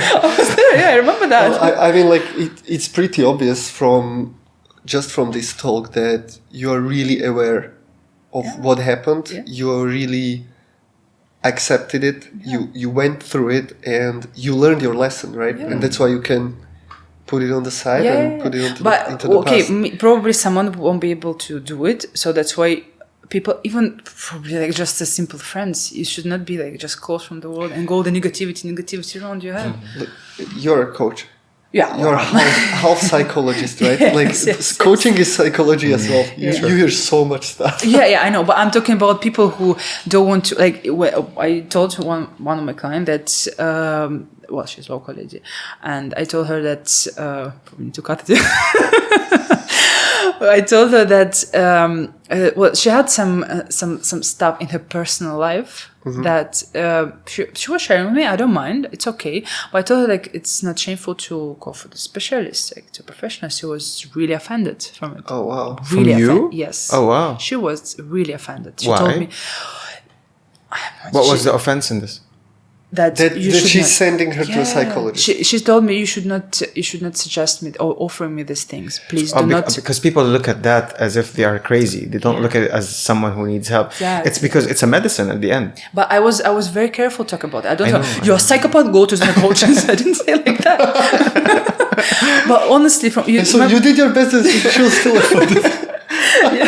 So I didn't say that. I was very, very careful about that. I always very careful when I talk about these things. I know one family, and they have problematic kid. We can call it problematic kid, yeah. And when even other members of the family are suggesting parents, like, look, maybe it would be okay to take him into psychologist, and it's like, no. In our family, we deal with our stuff ourselves. Oh, great. Obviously, the problem is there. It's not going well. It's not improving at all. I know it's a different subject, but I mean, we grow with whatever surrounds us. Yeah. If we have weak parents, we grow as weak people, strong people, and of course, some personalities spike out of that situation. However, but if the family is not accepting help, then why would the child accept the help from his family itself? If there is family, there's no will. Absolutely. But I just cannot believe that in our 21st century, in 2021, people still get offended. 2022. Sorry. Okay, people still get offended if someone suggests to go to the specialist, right? Look, acceptance. Sorry, go ahead. Go. Acceptance of what you are and who you are is hard for a lot of people, and a lot of people think like, if I hear something negative about me, it means that I'm a problem, I'm an issue, I'm someone that's incapable of being a normal person. Yeah, but still, you're this person, broken person. Yes, you're a broken person. But still, this person is in his head always continue the same. Because they're weak. Exactly. They're mentally weak. So they already saying it to you, already saying to themselves, but they don't want to go to specialists for that. What you said about the environment, it's extremely interesting. So Einstein, I believe it was Einstein, he said environment, behavior, identity. Environment is creating behavior. Behavior leads to you identifying with something. It always starts with the environment, and that's what basically was happening with everything what was going on with you. But honestly, when I was growing up, my environment was like completely 360. You remember the question I asked at the start? I asked you who was helping you to actually get motivated? Whether it's a push from the family, from the friends, from your... But the environment can be also just your perception of stuff. You know, your perception of the like world. You don't want to be like that. It doesn't necessarily mean that if you don't have good parents, you will... end up, you know, so. So it's also how you see things. As we said, the negative example is also an example. How not to do it. How not to be like. Growing up and seeing like people doing like bad stuff for their health, I was like, no, why I should do that? Even though there is still this part. This is my murder cases obsession coming in. There is shit ton of all these murders, serial killers, basically almost all of them. Of course, there are exceptions, but majority of them had lack of love in the first couple of years of their life, maybe up to 3, 4, whatever, or maybe even later. But that's a very, very common characteristic for all of these people. I read about this as well. And there is also a lot of them who got a hit to the head. But that's a different one. Also, I got hit to my head a lot. Thank God I'm not serious. And I swear, I had to stitch the same spot 4 different times. Can you believe this guy? Hey, guys, when somebody is coming for a class, you know, and I ask, like, you had any injuries? And nobody's no, I'm good. And now, like... Because the list is long. Exactly. For me, it's going to be... And I deal with it, so it's okay. I'm going to stay in my bubble for that. My forehead got stitched 4 different times, in 4 different occasions. I have stitches at the back of my head, over my eye. Where else? On my hand here. Oh, just don't turn back to him. Why did we speak about this? The stitches? Oh yeah, I got hit in my head, so I'm not serial killer. Could be a cuckoo though. Well, that's it can come later. No exactly. Well, brain doesn't damage, so I'm waiting for the helicopter ride to get hit with the lightning, and that's it. Game over. Because there is an actual. You can find studies on this. I've seen also a couple of documentaries that are documenting very rare but still cases all around the world where a head trauma was eventually causing complete shift in behavior of people. That physical damage or impact, not necessarily long-term damage, caused complete shift. I heard of a guy that was kind of funny, but he got uncontrollably generous. Oh, he had some serious head trauma, and then he just started to he gave all his properties, everything. He was just giving to people, and he had no awareness. he had no. I hope he still has money though. I think he went into pretty deep problems with this. Of course, it's obvious. Because he was just giving everything away, and it was caused by actual damage to certain center in the brain. Oh, so. God. As we were talking with Amy that time, I was just about to tell you that. Whiplash injuries and head traumas, and it can have super solid. So you got kicked to the head as well, right? Of course, a lot. I got the shifted jaw because of that. Yeah, I got hit one time really bad into my jaw, so I got a little bit shifted. How long did it took you to manage to full open your jaw again? Well, I can't. I got punched while I was separating two guys fighting at school. I got punched, and I still feel my jaw. It locks sometimes. If I'm groaning, it actually locks. Same I have to use my hand. Mine is clicking every morning, clicking back to. So, can you hear this? Yeah. Perfect. I have the same, but you can hear. I feel this it's shifting, coming back, shifting, coming back. But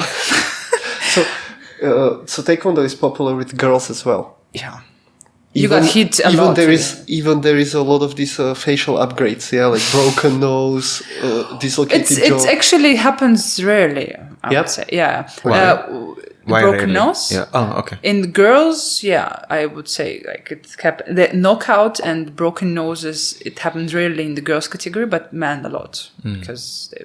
Obviously, like a knockout, you can see all this shaking and stuff. Since we brought back Taekwondo, when did you stop? When I was, I just felt like my time is over. Like it doesn't. I will not be able to reach what I would like to reach.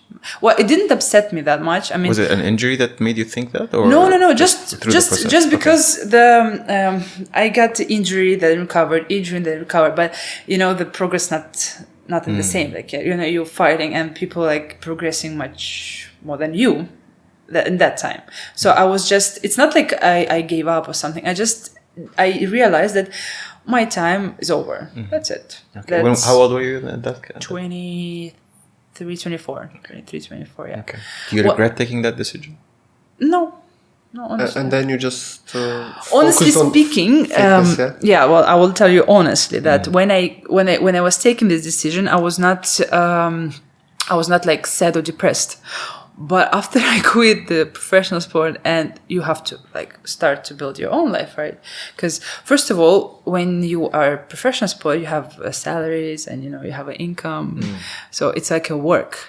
Now you have to take care of yourself. You have to realize what you want to do in your life, who you want to become. And I was thinking at the beginning to take it 360 from the sport and start something else. Just to, not because I won't completely forget everything, just to try something. I'm still young, and I have a degree in psychology. Maybe I can try.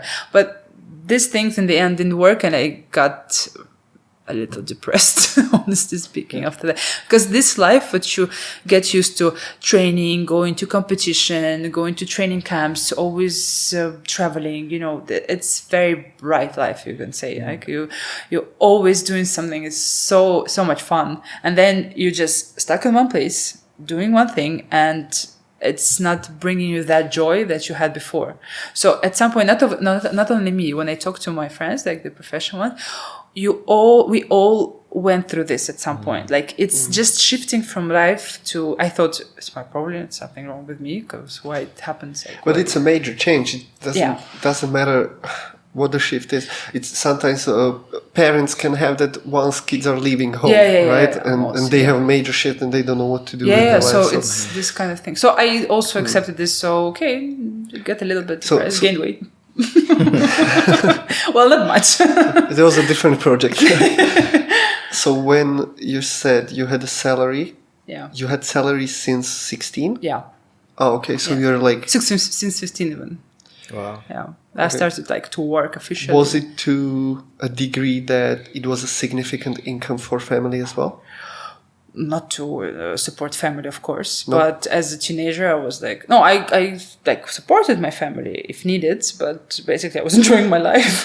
No, I'm more going to direction because some sports are so well paid that but their parents are pushing the kids so much because that's making the living there. Yeah. Like in the US, you see that a lot. My mom was against the sport all my life, but she was not. She was not. It's not like I don't allow you to go. You're not allowed. No, she was against it, but she respected my decision all my life. So it's not like she was happy when I finished. Like, oh, thank God.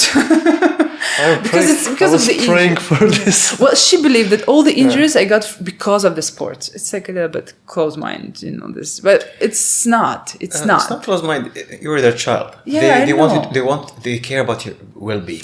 I know, but still, even if a needle hits your finger or you just pinch yourself, they'll be like, "Oh, this is because you held the needle." Yeah, the needle was there.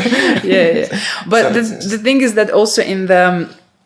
In my sport, my country, it was depending on your competition, what competition you won, like which place, is it national, international, is it first place, second place? So your income can grow significantly depending on what the victory you have and which level of competition you have. So you win even the Russian championship, you can get well paid for that, like really well paid. Was that motivation as well, the money, or not really? Well, because I was not getting that much at the beginning. I mean, I was just a teenager getting like probably, let's say, $500 maybe. But that time was, A month? That's not bad. Yeah. At that period of time. Yeah. As a teenager. So good pocket money for doing something you love anyway. Right? Yeah, exactly. Let's kick people. So money motivation was on my head. In my head, it was most of this, like, the picture of Olympic Games and podium and all the stuff. That's what brings the motivation. Excellent. Yeah. So, but moving towards the competition and life and this, I understood that it's not like I understood. Considering all the things that I've been through, I understood again. Anyway, I reached the point of my life that I know that I won't be able to move forward more. It's just impossible with the current situation, with the current trainer, with all the political problems we had in the sport, not the political, in the sport itself. Because in the sport there's a lot of politics as well, a lot. I understood that I won't be able to. If I want to move further, I have to switch the coach. I have to switch because we just reached the point where there's like no understanding at all. That was the breaking point. That was the breaking point. And did the relationship with the coach end up like pretty sharp or? No. Oh. But we were just like, okay, just like bye. That's it. Bye. Oh, that easy. Yeah. No emotions. Yeah. So maybe that's why he was upset because he was not upset when you won that second. Not first. Oh, okay. On your torn ACL, right? Yeah. Maybe because he would be probably paid more if you win as well, right? Yes, of course. There you go. Yes. For them, yeah. Money. Yeah. For them, for the coach, it's also money. For the athletes and for the coach. But again, this the smart coach or experienced coach will understand that the losing, like the winning, bring you joy and happiness. Mm-hmm. The losing should bring the same because you have to be happy because there is no limit and you can be improved much more than you are now. You can reach, you lost, but this opportunity to be better than you are today. But that's what a lot of coaches, they don't understand. Humiliate the person just because he lost or she lost doesn't help them to get better. Yeah. Oh, you are nothing. You cannot reach this level. You cannot go through. Catherine David's daughter was always saying this, that she's super happy when she finds her weakness. Yeah. Because at least she has a direction to work towards, right? There was at the time when she was, she won 2 championships and basically, in CrossFit, like, what's your weakness?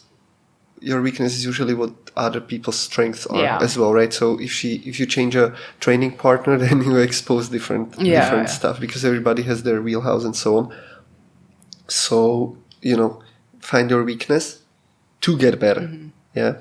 But I believe also that if I had the right support that time on my in the losing part, if I had the right support, I would probably get further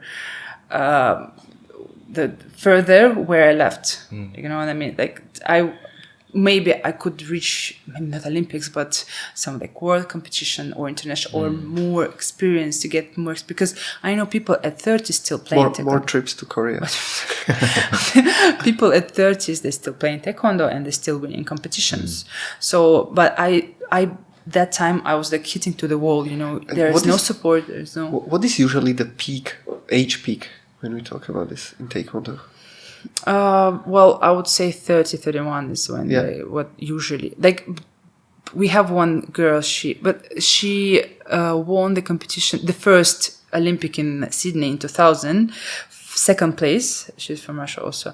But again, I cannot say she was like incredibly strong, but the competitors level was not the same like today nowadays, because it's completely different. It grew much more. Yes, it's much more. The competitive level is so much higher than before, because people start to know that what is Taekwondo. I believe in the worldwide, it was like growing, and then now it's like really spikes. You can see it with CrossFit as well. Yeah, growing absolutely. Like something what was like snatch 80 kilos when I was starting. It was a legendary thing, mythical thing, and now like that's normal. It's normal. That's his warm up weight. So but you always need the right support. Then setback. You always need the right support next to you, like if it's your. How many medals do you have? They're in the box. Too many. Well, it's they're in a room. Count, but we like. From internationally, not much, because I was just not lucky to move from this winning the first part of the national competition, moving to international, injury again, moving to national again, injury. But honestly, what you went through and how you stood up is very impressive. It's a story. Yeah, you should be proud of that. Super inspirational. I'm proud of myself where I reached through my injuries. That I never stopped, like even though some people say stop, like don't go hard. I think this is your biggest trophy. Maybe, that's what this is your life trophy. This is the number one podium. I think you don't really fully realize how rare your approach at that age with all the circumstances. Absolutely. Yeah, because that time I was not thinking about that. Yeah, but now I understand. But also I know you how many months, years, and I only learned this a couple of weeks ago that you actually went through all this. And there was first thing, and it's like, okay, there was a back, there was a lungs. I was like, oh my God. I never posted this thing. Again, I was never ashamed. If anyone asked me, I cleared it was with my health. It's in the past. It's experience. Why I cannot share with it? Yeah. Because, a lot of people, this is known. Like, you have a scar. What's that? I don't like to talk about it. You admit it. And I respect their privacy. It's fine. For me, I never was like this. Like, people notice I have a scar and they're like, oh, what's a scar? I had the lung surgery. What? Yeah, exactly. What? So that's why I don't like to. And then they see you doing the sports, they'd be surprised. So what? Really? What was that? What? So millions questions. And I'm like, okay, but I never say. So just send them a link to the podcast. Exactly. Now I know where to send people. Yeah, get us more views. But I never again compare myself like, you are healthier than me. No, like even when I return back to sport. From like people who knew me, and I told them, please don't spread it around. I don't want people know. Like just not because of I don't want them to know what happened to me, but just don't want them to think that like she's damaged or something, like these things. So I like to be considered the same level as everyone else. Well, I mean, given your super high performance in your sport and this a little bit slowing you down, so you're just a normal person. You're somewhat normal now. Yeah. But what good thing is that there was nobody that time who can literally help me with that, with psychologically or physically, yes, but psychologically, like even. Well, I understand my mother also, she was going through a lot of hard time, right? Like you have a child and diagnosed with tumor. Like. You have siblings? I have a brother. And older, younger? Older, much older. How was he taking it? Honestly speaking, we're not that close. Okay. Because we had big gap in the age, so... Okay, but you don't have to be close, but he probably cared a lot, right? Yeah, but he's not like staying in the hospital with me or like calling every 5 minutes for sure. Like from time to time checking on me, that's it. Mm-hmm. But also people saw me like I was pretty much alive. You can never see, you can look at the person saying like there is a egg side tumor in her lungs. It's just, you cannot say it looking at me. I was still like active and stuff like that. So, but I was like nobody, and that time it was not even famous. Nobody even tell me like, maybe you need some help. Maybe you need some specialist. Not my parents, not the doctor, nobody. Like if it was just normal to be like that. So that's why nowadays it's God forbidden to anyone to face these problems, but you have a lot of help around, right? You have internet. I mean, don't go and like and internet diagnosis. Diagnose yourself like in the internet articles, but at least you can kind of psychologically help yourself if you cannot just ask for help. It's normal nowadays.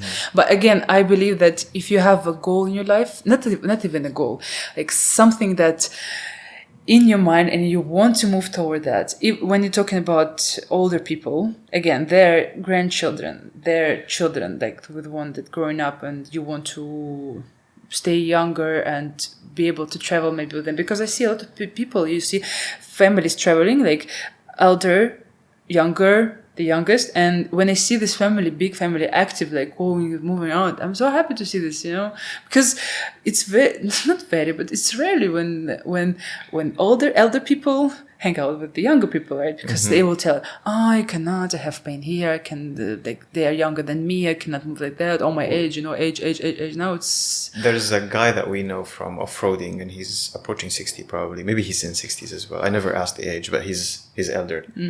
This guy, bless him, we go scuba diving, he come with us. We go off-roading, he comes. He goes fishing as well. My dad's yesterday I saw my dad and he was like, I don't know what happened. And then I was, I was trying to put my shoes on. And somehow I fell off. So he's like, you can't balance. And he stood in one leg. My dad was quite active and sporty. He had a black belt in judo and he used to play football. And cool. He won a tournament of ping pong with a broken arm like next to him. And he's still fit. By the way, next guest. When is he coming? And bless, he still takes care of himself. He doesn't practice anything, which makes me sad, to be honest. At almost 68, he should at least be walking or doing anything. But he still goes out and so.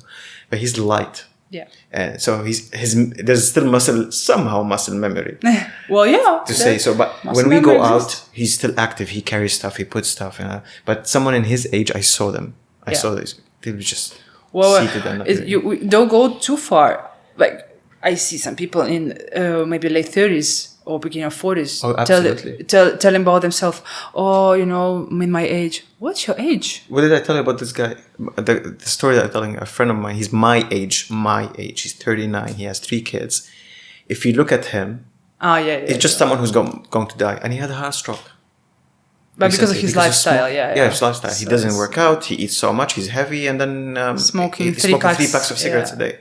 Oh, shit. Yeah. Now he had to stop it, of course, and change his life because he had something woke up in his mind and told him, you have 3 kids. Come on, but man. these things, like I tell to many people, once you, God forbid, reach this level when you have a problem with your health, and then like that girl which I met in the hospital, she wanted to live with with everything that she has around. She wants to live. She's like dying, not dying, sorry, not to say that. She's dying to live. She was